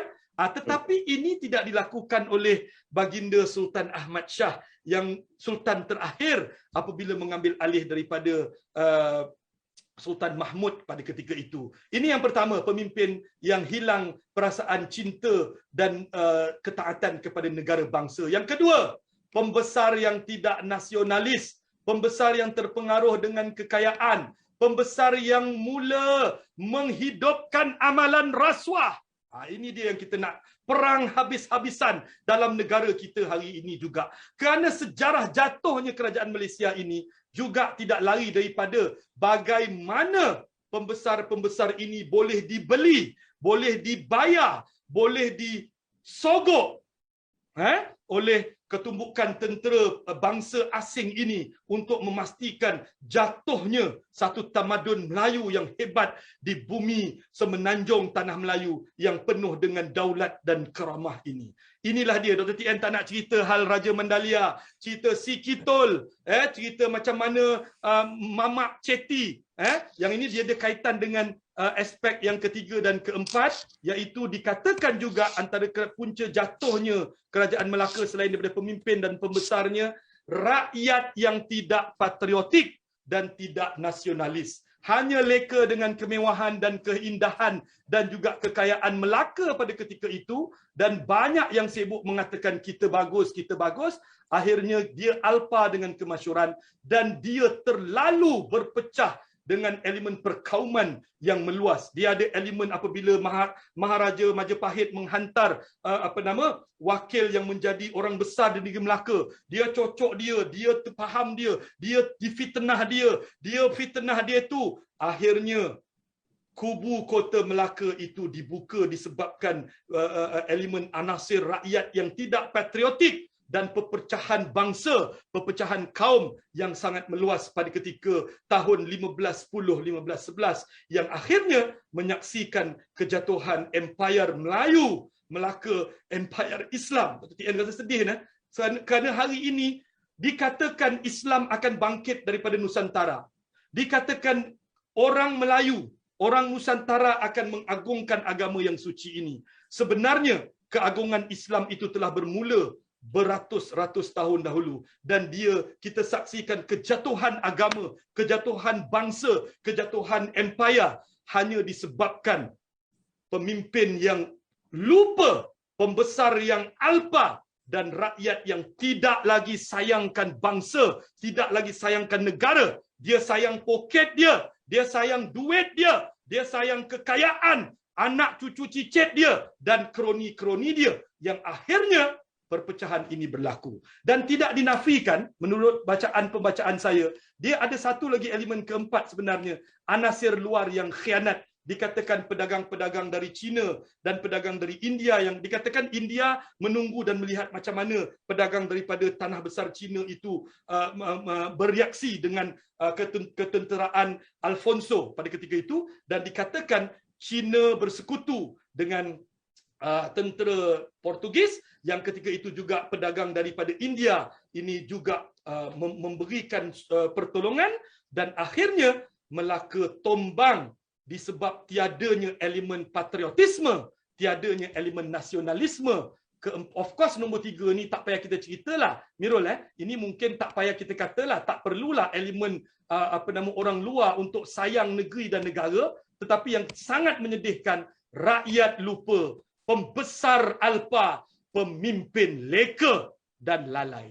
Inilah sejarahnya menunjukkan Melayu ranap dan tidak bangkit-bangkit sampai hari ini. Dan yang lebih mendukacitakan, sejarah berulang sekali lagi. Perpecahan di antara pemimpin kita sangat ketara hari ini. Sampai Dr. TN rasa sedih, Dr. TN rasa kecewa, dan Dr. TN tidak boleh tidak mengaku. Marah sehingga timbul rasa perasaan yang astagfirullah, dia orang ni gila ke apa? Saya minta maaf, saya menyaksikan hari ini, semalam dan hari-hari yang baru-baru ini, pemimpin-pemimpin Melayu, pemimpin Cina dan India, sepatutnya kita ketepikan perbezaan, pastikan COVID ini diselesaikan dengan baik, dan pastikan kerajaan, keindahan Baginda Sultan Abdullah ibni almarhum Sultan Ahmad Shah Al-Musta'in Billah di bawah payung kerajaan Malaysia ini. Inilah raja yang berperlembagaan kita hormati, dan kita harap apa yang berlaku ini akan kita ambil iktibar dan ada jalan keluar. Saya mendoakan Yang Amat Berhormat Perdana Menteri dan juga jemaah kabinetnya akan menemukan jalan keluar terbaik, dan pemimpin-pemimpin pembangkang yang lain, tolong saya doakan, bersatu hatilah. Tolong jangan leka dan lalai, kerana anasir-anasir luar ini sentiasa ingin menjatuhkan negara bangsa kita yang penuh dengan kekayaan budi, kekayaan bahasa, selain daripada kekayaan sumber alam semula jadi yang sangat-sangat luar biasa. Saya minta maaf kepada pemimpin-pemimpin yang kalau dengar tersinggung. Ini rasa hati rakyat marhen. Ini rasa hati rakyat yang ingin melihatkan penyatuan bangsa melalui kepimpinan politik yang berpecah belah, yang sangat-sangat mendukacitakan Dr. TN. Dr. TN rasa Dr. TN mewakili ramai rakyat marhen di luar sana yang sangat kecewa, yang sangat sedih, dan mungkin ada perasaan marah. Kita tidak ada jalan lain nak menunjukkan kemarahan kita, kerana kita tidak mahu Malaysia hancur. Tetapi amanah telah kita berikan kepada anda pemimpin bangsa kita. Tolong jangan ulangi apa yang telah berlaku di zaman kerajaan Empayar Melaka yang telah ranap pada 1511 oleh anasir luar yang ingin menjatuhkan keindahan dan kekayaan negara bangsa yang penuh dengan karamah ini. Saya minta maaf, Amirul.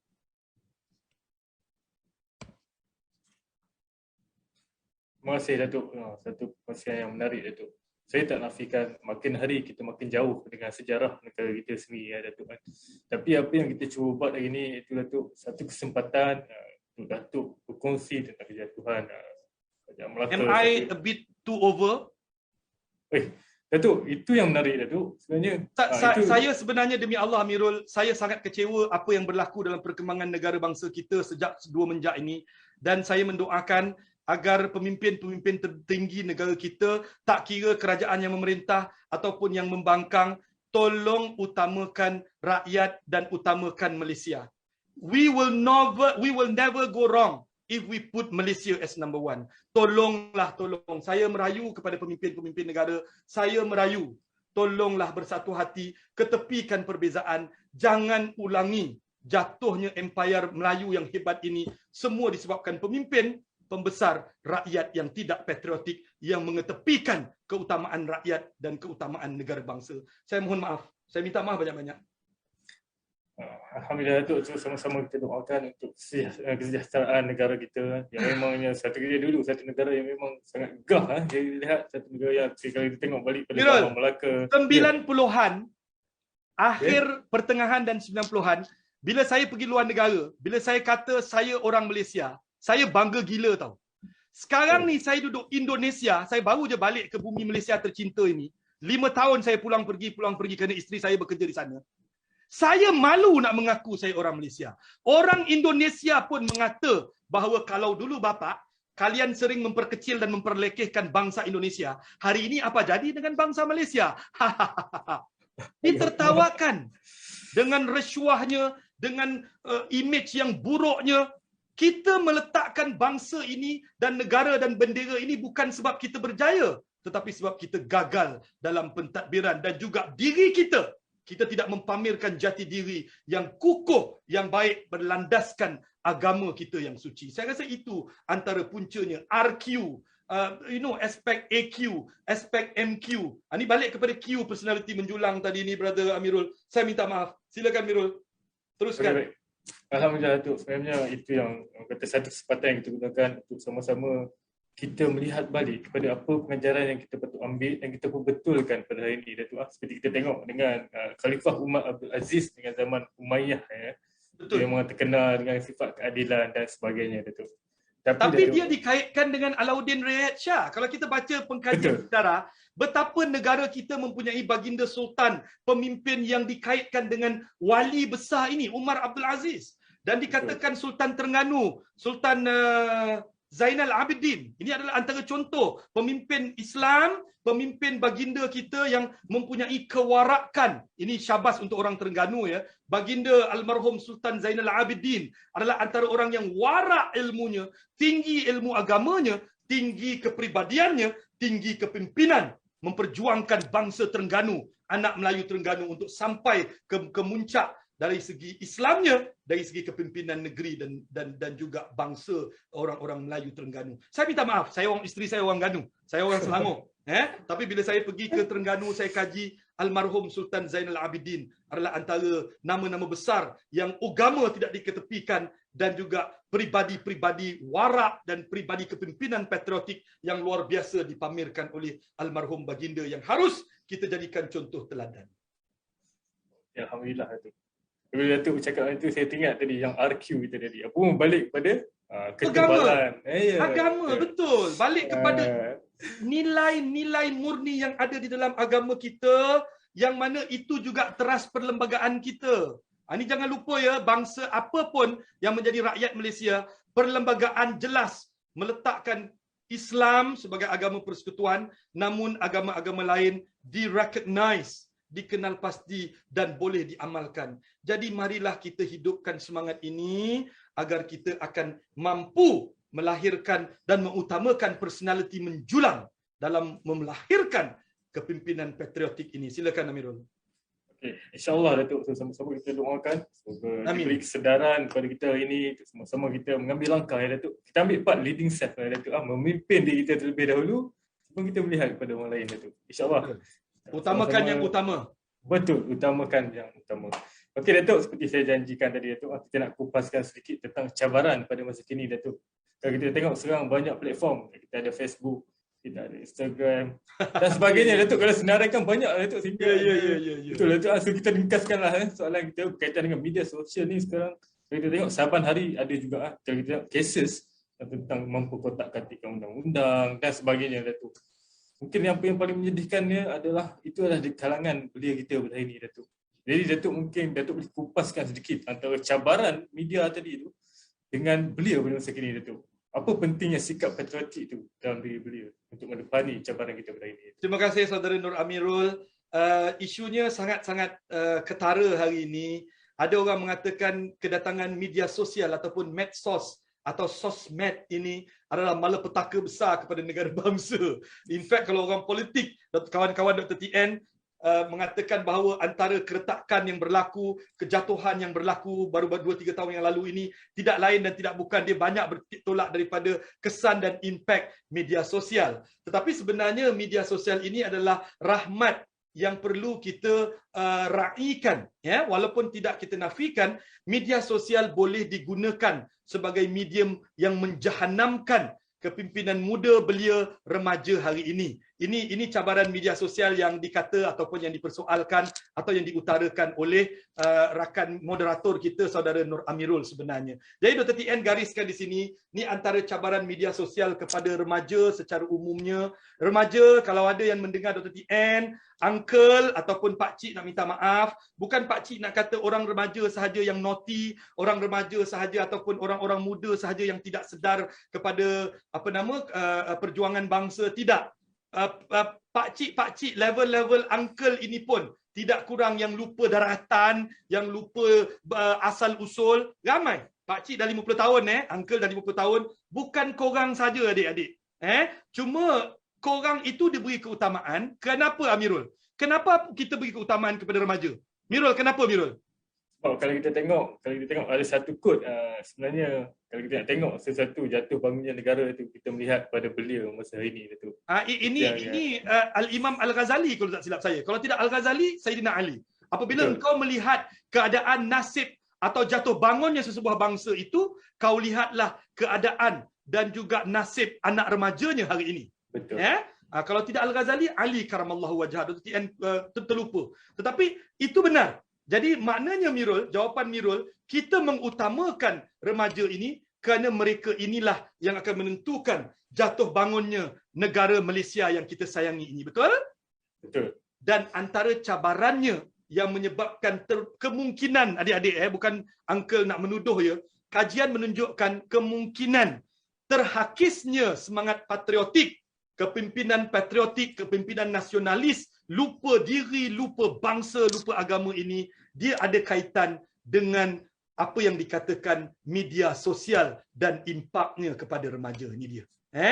Ini dikatakan. Kenapa? Melalui globalisasi, dunia dianggap tiada sempadan.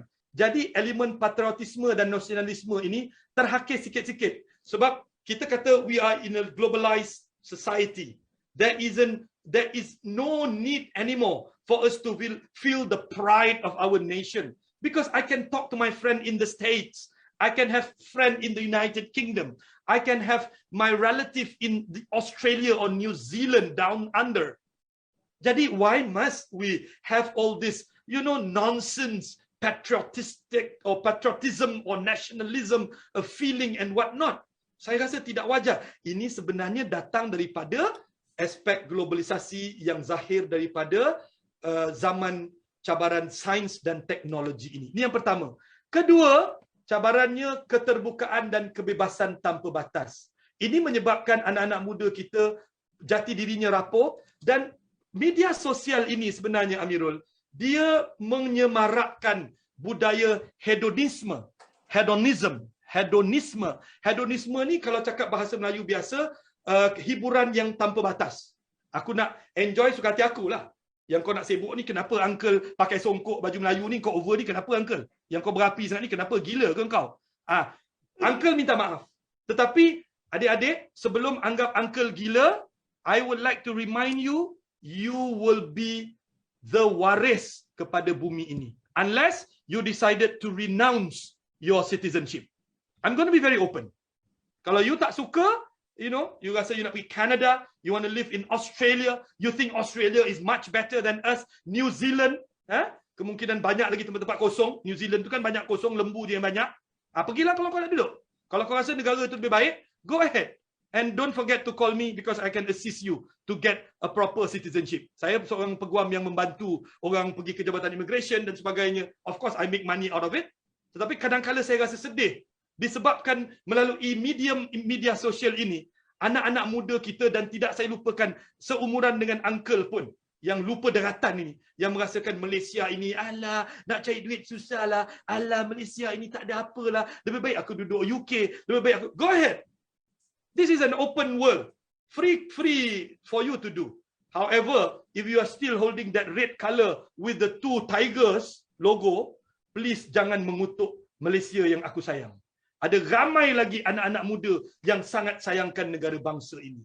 Jangan disebabkan budaya hedonisme, sekularisme yang kita dapat daripada kebebasan tanpa batas melalui media sosial ini menyebabkan kita lupa bahawa kita asalnya lahir dekat Kelang, lahir dekat Batang Berjuntai, lahir dekat Tanjung Piai, lahir dekat Kota Belud, lahir dekat Baok, lahir dekat Kotak Marudu. Jangan kau lupa di mana asal usul kau. Walaupun kau rasa kau sudah ada tempat yang lebih hebat dalam dunia ini, dekat di mana kau mau pergi, silakan. Ini I am going to be open about this. Sebab cukup bila orang mengutuk negara itu, negara saya terus tanya, you nak tukar ke rakyatan ke? Saya terus tanya. Sebab saya boleh buat duit daripada itu, Amirul. Kalau aku nak cakap kau hajar ni, I make money out of it.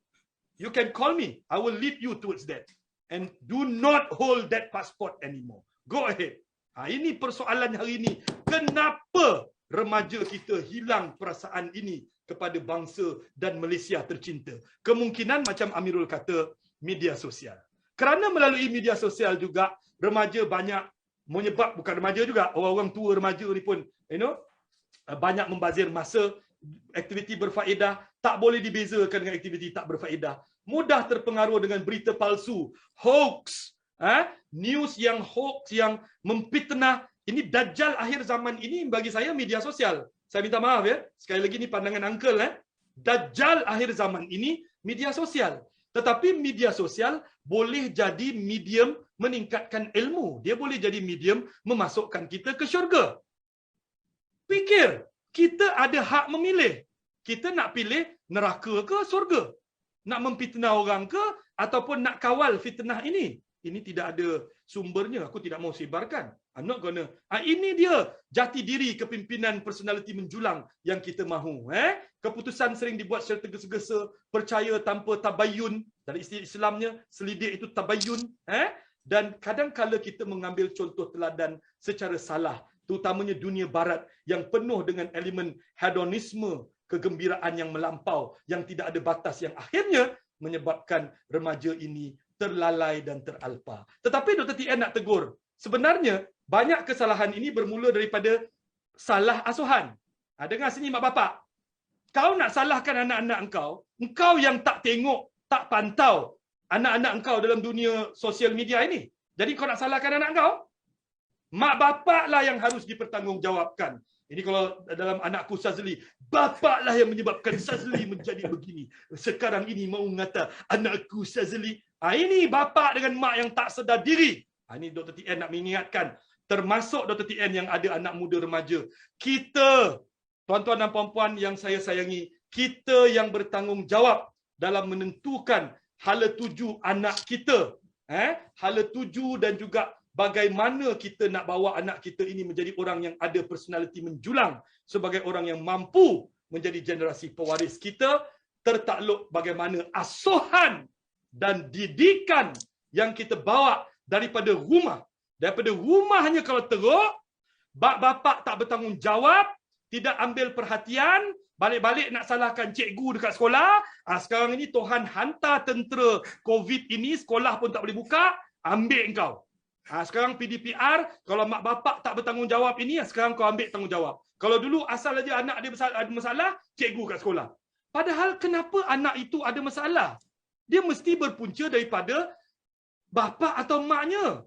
Atau mungkin adik-beradik, ataupun mungkin nak salahkan media sosial boleh, tapi media sosial itu boleh dikawal.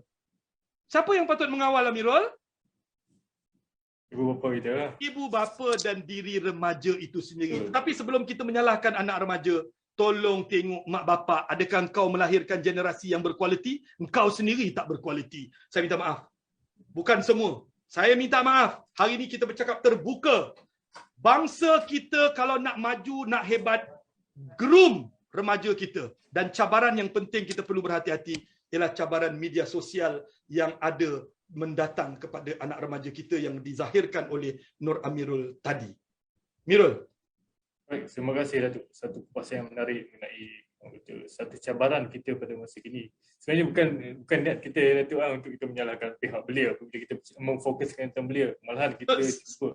Mirul, sebab tu Dr. TN tegur mak bapak.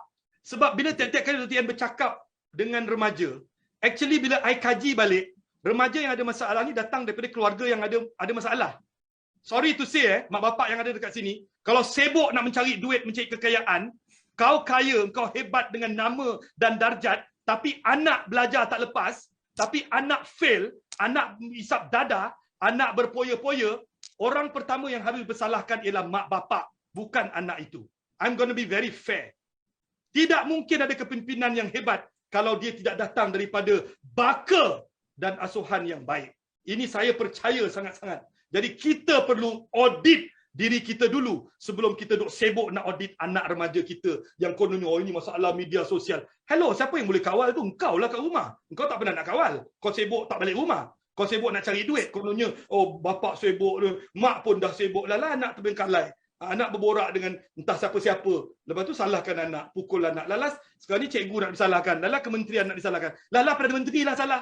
Ni bangsa Melayu. Semua orang salah lah, dia tak salah. Ni bangsa kita lah. Semua orang salah. Aku tak salah. Aku tak ada apa-apa. Sorry. Saya sangat emosi pasal benda ini. Sibuk dengan circle of concern, circle of influence yang dia boleh ubah diri dia dan keluarga dia, dia tidak mahu. Padahal Allah kata, ku anfusakum wa ahlikum nara. Wahai orang-orang yang beriman, jaga dirimu dan keluargamu daripada api neraka. Lepas tu sibuk nak cakap pasal Menteri Pendidikan, gagal, Menteri Pengajian Tinggi. Hello, kau punya diri sendiri dekat rumah kau tak boleh jaga. Sorry, ini peringatan untuk Dr. TN yang ada anak juga. But, bapak-bapak, saya jujur. Jangan salahkan anak-anak sebelum kita tidak audit diri kita dulu. Adakah anda ada personality menjulang? Adakah anda ada kepimpinan patriotik? Fikir-fikirkan. Mirul? Alright, terima kasih Datuk. Semoga kasih sayang kita hari ini, kita bercakap tentang beliau itu sampailah pada semua lapisan masyarakat ataupun semua penonton. Kita sayang remaja kita. Betul. Mantap. Kita sangat I suka point itu. Kita sayang mereka. Betul. Betul. Sebab sayang lah kita mendidik ya Datuk. Betul. Alright Datuk. So saya ada terdengar tadi, saya ada nak quote sikit ayat Datuk tadi. Datuk ada cakap tentang COVID-19 Datuk. Di mana yang memang melanda negara kita pada hari ini. Jadi Datuk, ada setengah memang kita memang kita tak nafikan yang mengalami ujian yang berat pada masa ini Datuk. Mungkin Datuk boleh kongsi sikit macam mana ataupun bagaimana kita nak memandang satu ujian ataupun COVID ni dari sudut positif Datuk, mungkin daripada yang sedang orang kata alami masalah pada hari ini.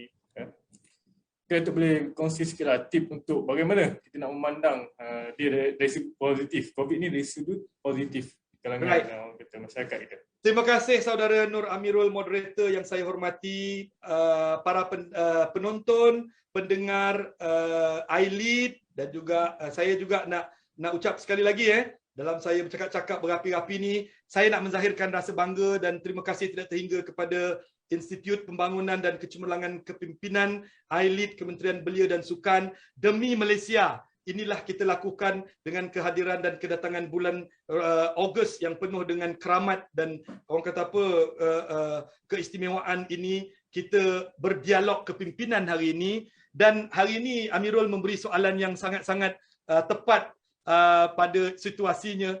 Pandemik, dalam keadaan kita mendepani pandemik COVID-19. Ini soalannya kan? Betul kan? Betul. Ini tadi ada terlepas beberapa slide tadi ni, tapi that is a question, right? Bagaimana pandemik ini boleh kita gunakan untuk, ataupun pengalaman pandemik coronavirus COVID-19 ini boleh membentuk kepribadian menjulang dan semangat patriotik ini. Perkara pertama, Amirul dan rakan-rakan pendengar dan sidang penonton yang Dr. TN muliakan, faham, tolong faham dan terima bahawa dugaan ini datang daripada Allah Subhanahu Wa Taala.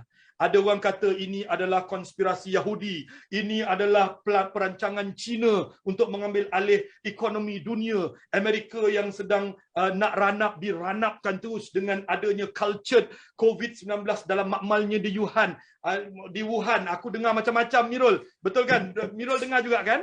Betul. Tetapi sidang pendengar, sekiranya Allah Subhanahu Wa Taala tidak mengizinkan, ianya tidak akan berlaku juga. Betul tak, Mirul? Betul, itu saya sangat setuju. Betul. Katakanlah konspirasi Yahudi ke, Cina nak jatuhkan Amerika ke, mungkin cara apa untuk WHO nak menjual dia punya vaksin ke, Pfizer ke, nak jadi kaya ke, Astra. Aku tak pedulilah. Yang pentingnya macam-macam teori aku dengar, aku pun dah penat dengan apa yang berlaku dengan keadaan sekarang ini. Kita mendoakan agar COVID ini cepat selesai dan kita boleh meneruskan kehidupan. Namun, ibrah. Ini ibrah, iaitu pengajaran daripada ujian pandemik ini. Adakah dia boleh membentuk kepribadian menjulang dan patriotik? Ada. Ini yang perkara pertama Dr. TN sebut tadi. Kita perlu faham, apa jua alasan kalau Allah tidak mengizinkan, dia tidak akan berlaku pada hujung tahun 2019. Alright? Dengan COVID, kita diduga emosi dan ketahanan mental kita. Tidak pernah dalam sejarah bangsa kita sejak merdeka tahun 57 kita dihalang keluar rumah sebegini dahsyat. Pada zaman darurat tahun 60-an sebab komunis pun tidak sedahsyat ini. Kajian saya dengan pembacaan saya tidak sedahsyat ini sebenarnya, Amirul. Inilah dugaan paling besar. Jadi dengan kehadiran pandemik ini, dia menduga kestabilan emosi selain daripada kefahaman bahawa ini semua berpunca dengan izin Tuhan Yang Maha Kuasa juga. Dengan kehadiran pandemik juga, kadang-kala kita diduga dengan ketiadaan kerjaya, kehilangan kerja, dan kita cepat mencari idea untuk meneruskan kesinambungan hidup. Dengan ini maknanya kita mempertajamkan elemen pemikiran kita. Jangan lupa personality menjulang, ada IQ-nya, betul tak Amirul, betul kan? Betul. Jadi dengan datangnya pandemik ini, kalau dulu dia adalah saya ada beberapa rakan-rakan Air Asia punya air steward dengan air stewardess. Hari ini jual online kek yang menarik dengan pelbagai jenama dan pelbagai rupa. And to me, when I ask them, they are making much more money than what they were earlier. So don't you think ujian pandemik ini memberikan kehikmahan yang besar juga? Dengan adanya cabaran itu, emosi dikontrol, dia menjana idea untuk meneruskan kesinambungan hidup, dan akhirnya dia lebih baik daripada dia 2 tahun dulu. Betul? Dengan kehadiran pandemik juga kita diajar untuk lebih cekal mendepani rintangan. Hello, kita masih orang KL dan Selangor, masih dalam pelan pemulihan negara fasa 1. Nak keluar rumah mesti ada sebab, tak boleh rentas negeri. Ini semua kalau tidak ada elemen kecekalan, elemen kestabilan emosi, kita tidak akan boleh lakukan. Jadi ini juga disebabkan pandemik coronavirus ini, kita teruskan semangat demi Malaysia. Hello. Sampai orang kata boleh ke Olimpik 2020 di Tokyo ini kita boleh dapat pingat dengan tak boleh berlatih. Tahun lalu kan yang berhormat Menteri kita Datuk Seri Rizal mendepani pelbagai dugaan sehingga dia buat sistem-sistem bubble untuk membolehkan atlet-atlet kita ini dilatih, dididik, di-groom, yang akhirnya kita menyaksikan kejayaan demi kejayaan, dan kita masih menunggu. Saya tidak tahu apa jadi hari ini. Kita berharap kita akan ada lagi 1-2 dengan semangat demi Malaysia oleh pejuang-pejuang dan perwira-perwira pahlawan ahli sukan dan ahli olahraga kita. Insya-Allah kita tidak pernah luntur semangat, dan hari ini Malaysia berada di tahap yang sangat membanggakan dari segi pencapaian-pencapaian sukan dan pencapaian-pencapaian yang lain. Juga sentiasa ada sifat membantu orang lain. Ini SQ, betul kan? Dengan datangnya pandemik, kita tahu ada orang yang susah, kita wujudkan satu perancangan kumpul duit, kita bahagi-bahagi serba sedikit apa yang kita ada. Dan yang penting juga melalui pandemik ini, kita kekal berkomunikasi walaupun tidak boleh bertentang mata, bertentang muka macam ini sekarang. Kalau ini saya lebih suka saya duduk sebelah awak. Betul kan, Mirul? Lebih menarik kan? Betul. Tetapi tetap kita teruskan dialog kepimpinan ini dan kita kekal berkomunikasi dan kita manfaatkan penggunaan medium digital dan teknologi yang sangat luar biasa.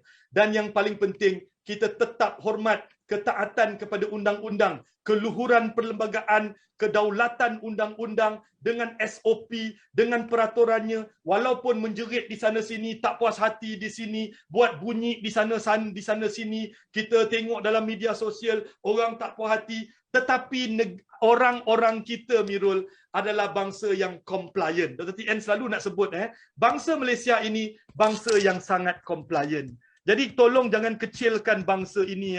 Kita sangat compliant, kita sangat patuh, kita sangat akur. Cuma kadang-kadang kita ada kecewa melihat bagaimana pentadbiran negara kita ini terlalu diperlekehkan oleh orang-orang kita sendiri. Kita bangsa yang compliant. Sometimes we make noise, of course, out of instability, a bit of our EQ. But at the end of the day, we never go against the SOP. Adalah 1-2 yang naughty sedikit. Tetapi majoritinya kita bangsa yang sangat patuh, sangat akur. Ini juga kita lihat bagaimana ujian pandemik ini membantu membentuk kepribadian yang menjulang. Saya rasa ini antara contoh-contoh yang boleh kita ketengahkan. Saya rasa itu cukup di sini, Mirul, ya. Alright, Datuk, itu satu orang kata perkongsian yang menarik bagaimana kita melihat pandemik COVID-19 ni satu advantage untuk kita dalam kita membentuk peribadi kita ke arah yang lebih positif. Betul. Sebenarnya pandemik itu ada hikmah membentuk peribadi menjulang untuk kita memastikan kepimpinan patriotik. I agree with you. Correct. Alright, Datuk. So itu dengan kupasan tadi, saya rasa mungkin kita boleh kita melihat soalan-soalan pilihan penonton kita pada ini, Datuk. Okey. Izinkan saya, Datuk. Silakan, Mirul. Alright, ini soalan yang menarik juga daripada Nur Amalina kita. Manusia semakin bijak tetapi semakin biadab. Apakah pandangan Datuk mengenai kenyataan ini? Right. Terima kasih. Siapa tadi? Amalina Nur Amalina. Nur Amalina dari mana tak tahu? Kementerian mana tak tahu Tak pasti sebab dia nama tak Facebook apa-apa. Nur Amalina dan rakan-rakan yang sedang menonton dan sedang mendengar. Manusia semakin bijak dan manusia semakin biadab. Saya tidak bersetuju 100%. Kerana kebiadaban manusia itu menjadi lebih besar dan lebih gah kerana mungkin dia bising. Kalau dia biadab, dia simpan, kita tak nampak kebiadaban dia. Tapi kebiadaban yang bising itu lebih mudah kita kawal daripada biadab kaki tangan dalam perut, menjatuhkan negara bangsa melalui elemen-elemen sabotaj, elemen-elemen subversif yang akhirnya negara akan ranap disebabkan tangan-tangan gaib ini. Jadi Nur Amalina, ucap terima kasih kepada kebiadaban yang kita nampak ini. Paling tidak kita boleh tangkap orang ini, kita boleh gunakan elemen undang-undang dan elemen budaya, elemen nilai-nilai, mungkin kita boleh didik balik, perbetulkan apa yang Amalina sebut tadi, kebiadaban itu. Sebab biadab ini juga Amalina, dia adalah elemen yang relatif. Kalau bagi orang ini, dia rasa cara dia menjawab itu tidak begitu biadab, tapi untuk orang itu, sangat tidak sopan, biadab nampak. Jadi itu elemen relatif. Jadi poin Dr. TN setuju bahawa kemungkinan dengan ilmu, dengan kepandaian manusia, ilmu itu disalahgunakan, dia menjadi biadab. Tetapi kebiadaban itu kalau ditonjolkan, dia lebih baik daripada kebiadaban manusia yang kaki tangan dalam perut. Jadi maknanya apa poinnya? Ada baiknya orang biadab yang kita nampak. Bukanlah saya kata bagus jadi biadab. Tidaklah. Tapi yang pentingnya, ilmu patut digunakan untuk membuat kita lebih tertib. Dia ikut resmi padi.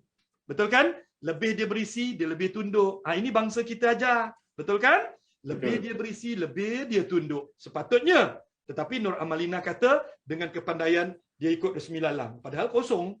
Tapi berdiri tegak kononnya. Tapi akhirnya, mencelakakan diri sendiri. Kita doakan orang itu, Malina.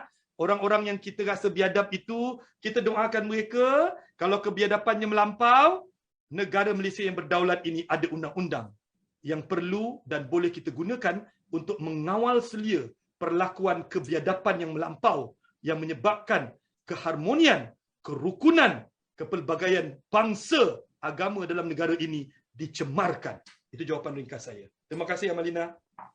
Terima kasih juga kepada Datuk untuk atas jawapan yang saya yakin pastinya menjawab persoalan tadi daripada Nur Amalina. Sambil itu sebagai selingan, kita boleh tengok pada ruangan komen kita telah dipinkan orang pendaftaran dan juga penilaian. Jadi saya jemput semua panel untuk semua penonton kita untuk mengisi orang pendaftaran dan juga penilaian kita untuk pengesahan kehadiran. Okey Datuk, itu selingan Datuk. Kita balik pada soalan penonton lagi Datuk. Soalan kedua daripada penonton. Bagaimana solusi untuk memastikan semangat patriotik terus-menerus kuat dan subur di dalam generasi baru pada hari ini? Right. Soalan ini bertepatan dengan beberapa slide yang saya nak tunjuk. Iaitu cantik. Tips, cantik. Bagus kau pilih soalan itu. Ini sebenarnya saya tadi risau juga. Saya ada 2-3 slide. Ringkas sahaja. Siapa yang bertanya tu, Mirul? Ada namanya? Tak ada? Najwa. Najwa, terima kasih tolong Dr. TN. Najwa punya soalan itu bertepatan dengan apa yang Dr. TN nak tampilkan beberapa slide terakhir Dr. TN ini. Najwa, rakan saya dan juga semua pendengar dan penonton dialog kepimpinan I-Lead Kementerian Belia dan Sukan hari ini. Dr. TN jawab soalan Najwa itu dengan beberapa slide. Tips membina personaliti menjulang bagi memastikan kepimpinan patriotik belia. Pertamanya, Najwa dan rakan-rakan, tolong pelajari dan hayati sejarah negara bangsa. Okey, saya tahu mungkin ada orang kata uncle ni poyo lah nak belajar sejarah. Adik-adik saya, a society which does not look back with pride upon its past will never look forward for its future. Itu saya nak ingatkan. Satu bangsa yang tidak mahu melihat dengan bangga apa yang pernah berlaku kepada bangsanya sebelum ini tidak akan mampu membina masa depan bangsa itu dengan lebih gemilang. Jadi jangan ketepikan kepentingan, paling tidak buka YouTube. Kalau tak nak buka buku sejarah kan Amirul, musim sekarang ni buka buku sejarah kata poyo, betul tak?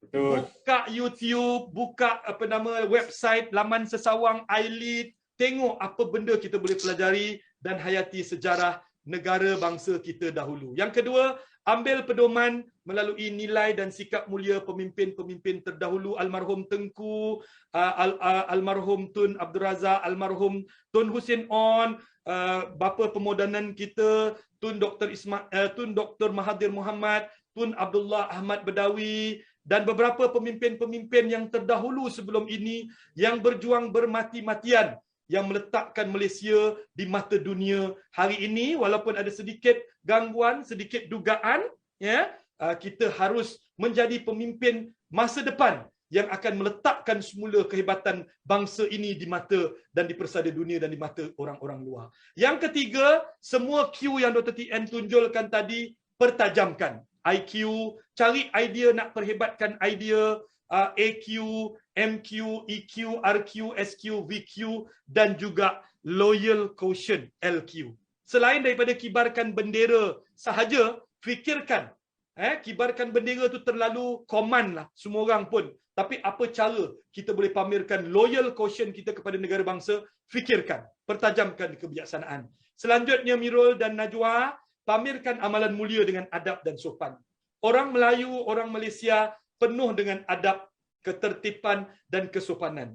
Datangkan kembali. Ini yang tadi kawan kita kata, mungkin dengan biadab ini kita lupa asal usul kita. Kita bangsa yang penuh dengan adab, tertib dan sopan.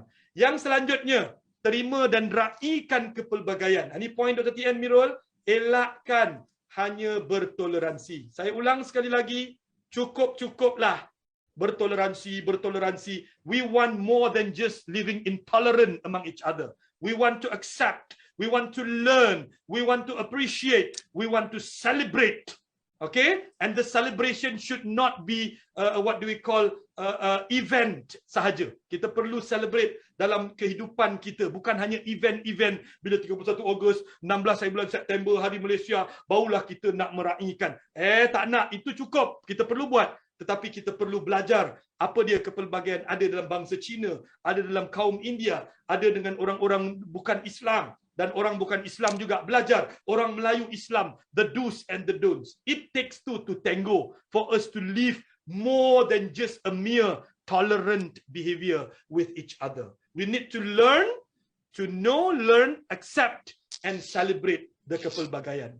Yang selanjutnya, hidupkan semangat rukun negara dalam diri dan pergaulan. Ingat, rakyat Malaysia percaya kepada Tuhan, rakyat Malaysia setia kepada raja dan negara, rakyat Malaysia meletakkan perlembagaan di atas junjung kepalanya dan kita menghormati undang-undang. Dan itu nombor 5, sekali lagi, kita penuh dengan sopan dan kesusilaan. Yang terakhir, pahami dan pertahankan apa yang tertera di dalam perlembagaan persekutuan. Saya nak panggil agar I-Lead meneruskan usaha ini. Dalam dialog-dialog selanjutnya, keluarkan poin-poin penting di dalam perlembagaan yang harus difahami, dihayati dan dipertahankan oleh pemimpin-pemimpin baru, iaitu di kalangan remaja kita. Sayangi negara kita, tidak ada tempat yang kita panggil tanah air melainkan Malaysia. Bina kepimpinan diri dengan semangat patriotik. Utamakan personaliti menjulang. Masa depan negara adalah di tangan kita sendiri. Terima kasih. Kalau ada soalan lagi, Ada lagi satu soalan Datuk. Ada. Saya rasa Okey, soalan aku ni ingat dah habis masa. Okey, one more. one more tu. Last Okey. soalan Datuk sebelum kita pergi pada rumusan kita. Sebenarnya salah satu cabaran saya di sini Datuk, mungkin orang lihat kita ketenangan lah kalau kita nak interpret tulisan ni rakan-rakan kita ni. Okey. Saya ambil soalan yang simple saja Datuk. Apakah kaitan patriotisme dengan rukun negara? Oh my god. Oh. Soalan dia menarik. Apakah kaitan patriotisme dengan rukun negara? Sangat berkait rapat. Kalau Dr. TN pamerkan semula, dengan adanya rukun negara, kita mempunyai satu garis panduan sebagai rakyat negara kita untuk lebih cintakan negara bangsa ini. Dan aspek kecintaan itulah yang dikatakan semangat patriotisme dan semangat nasionalisme. Tetapi bagaimana untuk kita ada sikap-sikap, sebab cakap mudah, ya. Jadi dengan adanya rukun negara ini, dia memberikan garis panduan untuk kita pamerkan apa yang patut kita lakukan, apa yang patut kita tonjolkan. Yang pertama, dikatakan kita perlu tahu, kita perlu amalkan nilai-nilai dalam agama dan kita perlu percaya kepada Tuhan. Siapapun Tuhan itu, walaupun ada isu tentang orang-orang yang memperjuangkan Islam dan sebagainya, tapi bagi Dr. TN, kita perlu terima negara ini ada orang yang bertuhankan selain daripada orang Melayu punya Tuhan. Walaupun kita dari segi iktikad dan akidah tidak terima, tetapi kita kena hormat dan terima bahawa adanya orang-orang beragama Buddha, beragama Hindu, beragama Kristian dan pelbagai. Jangan lupa Punjabi, ya. Mereka ada guru Nanak mereka, ada ajaran-ajaran Gobind, Guru Gobind dan sebagainya. Ni Dr. TN belajar dalam, sebenarnya itu dulu Dr. TN menulis modul peranan laki-laki dan perempuan kepelbagaian kaum dan bangsa dalam PLKN sebenarnya. Doktor aku dah panggil kau Amirul. Dr. TN penulis modul itu sebenarnya, ya. Jadi soalan tadi, dengan adanya kita mempamerkan kesetiaan kepada raja, hormat raja kita, kita memuliakan perlembagaan, kita mengikuti undang-undang, kita sentiasa mempamerkan kesopanan. Ini semua garis, soalannya apa kaitan? Ini semua garis panduan yang kita boleh jadikan amalan, kita boleh jadikan sikap, kita boleh jadikan orang kata practice untuk kita tonjolkan bahawa dengan kelima-lima ini, rukun negara ini, kita sayang dan kita sangat-sangat setia kepada negara yang kita panggil Malaysia tercinta ini. Jadi, hakikatnya, rukun negara garis panduan untuk kita memperkasakan semangat patriotisme dan nasionalisme yang menjadi titik tolak permulaan. Sebenarnya itu permulaan perbincangan kita. Dah dekat 2 jam kita bercakap kan? 2 jam atau sejam setengah yang lalu. Allah lebih tahu daripada Dr. TN. Segala yang Dr. TN cakap ini, kalau ada terkasar bahasa, Dr. TN nak ucap maaf, nak mohon maaf. Cuma Dr. TN memang beremosi dan terima kasih kepada Ailid, terima kasih kepada Dr. Hanafi, terima kasih kepada Tuan Haji Pengarah, terima kasih kepada semua unit-unit yang ada dekat Ailid. Satu usaha yang harus dipuji, satu usaha yang harus didokong dan didorong, dan teruskan perjuangan yang mulia ini, kerana tanpa perjuangan menyemarakkan kecintaan kepada bangsa, kita akan ketendusan kepimpinan yang ada personaliti menjulang yang mampu meletakkan kepentingan negara bangsa lebih penting daripada kepentingan diri dan kepentingan kuasa dan politik yang sibuk kita dengar hari ini. Mohon maaf. Teruskan perjuangan. I lead the best. Assalamualaikum warahmatullahi wabarakatuh. Terima kasih. Terima kasih Datuk atas satu perkongsian yang menarik, satu kata-kata akhir yang mungkin merangkumi ataupun merumuskan keseluruhan topik kita pada hari ini, Datuk. Thank you. Dengan itu, saya Nur Amirul bin Bakar selaku moderator pada hari ini daripada Kluster Kepimpinan, Institut Pembangunan dan Kecemerlangan Kepimpinan, Kementerian Belia dan Sukan, ingin memohon maaf sekiranya ada tersilap cakap ataupun kekurangan kita pada hari ini. Dan terima kasih kepada semua teknikal yang terlibat dan juga terutama sekali saya nak ucapkan berbanyak-banyak terima kasih Datuk atas satu papasan yang menarik. Kita mengharapkan semoga apa yang kita dapat ini dapat kita sampaikan kepada keluarga kita, rakan-rakan kita supaya inilah satu ilmu. Terima kasih Amirul, terima kasih Ailid, terima kasih semua yang hadir ya. Alright. Maafkan Dr. TN, doakan Dr. TN Okey, Datuk. Kita doakan semoga semua dimudahkan urusan dan panjangkan umur Datuk ah. Okey, Datuk, dengan itu berakhirlah dialog pimpinan kita pada hari ini. Tapi sebelum tu kita akan akhiri dengan dialog-dialog yang menanti kita pada bulan ini juga dengan panel-panel yang hebat dan juga moderator yang hebat. Sila. Oh, ada promosi Bila next Ada. round? Bila next round? Ada, kita akan paparkan. Silakan. Okey, silakan. Okey, Datuk, manakala ada masalah teknikal ini, nanti kita akan wawarkan kemudian Okey. Okey, Datuk, sehingga berjumpa lagi. Terima kasih Datuk atas masa yang Datuk luangkan dengan kita hari ini. Terima kasih juga sekali lagi. Alright, Datuk. Terima kasih. Assalamualaikum. Salam sejahtera. Dan juga terima kasih Waalaikumsalam warahmatullahi wabarakatuh. Teruskan perjuangan. Malaysia memerlukan pemimpin-pemimpin macam anda semua. Take care Mirul, take care Aileen. Bye. kasih, Datuk. Assalamualaikum. Alright, demi Malaysia, Datuk. Demi Malaysia. Sayangi Malaysia demi Malaysia. InsyaAllah kita lagi beberapa pingat nak bawa balik. Teruskan sokongan kepada atlet perwira pahlawan negara kita. Bye. Assalamualaikum. Datuk.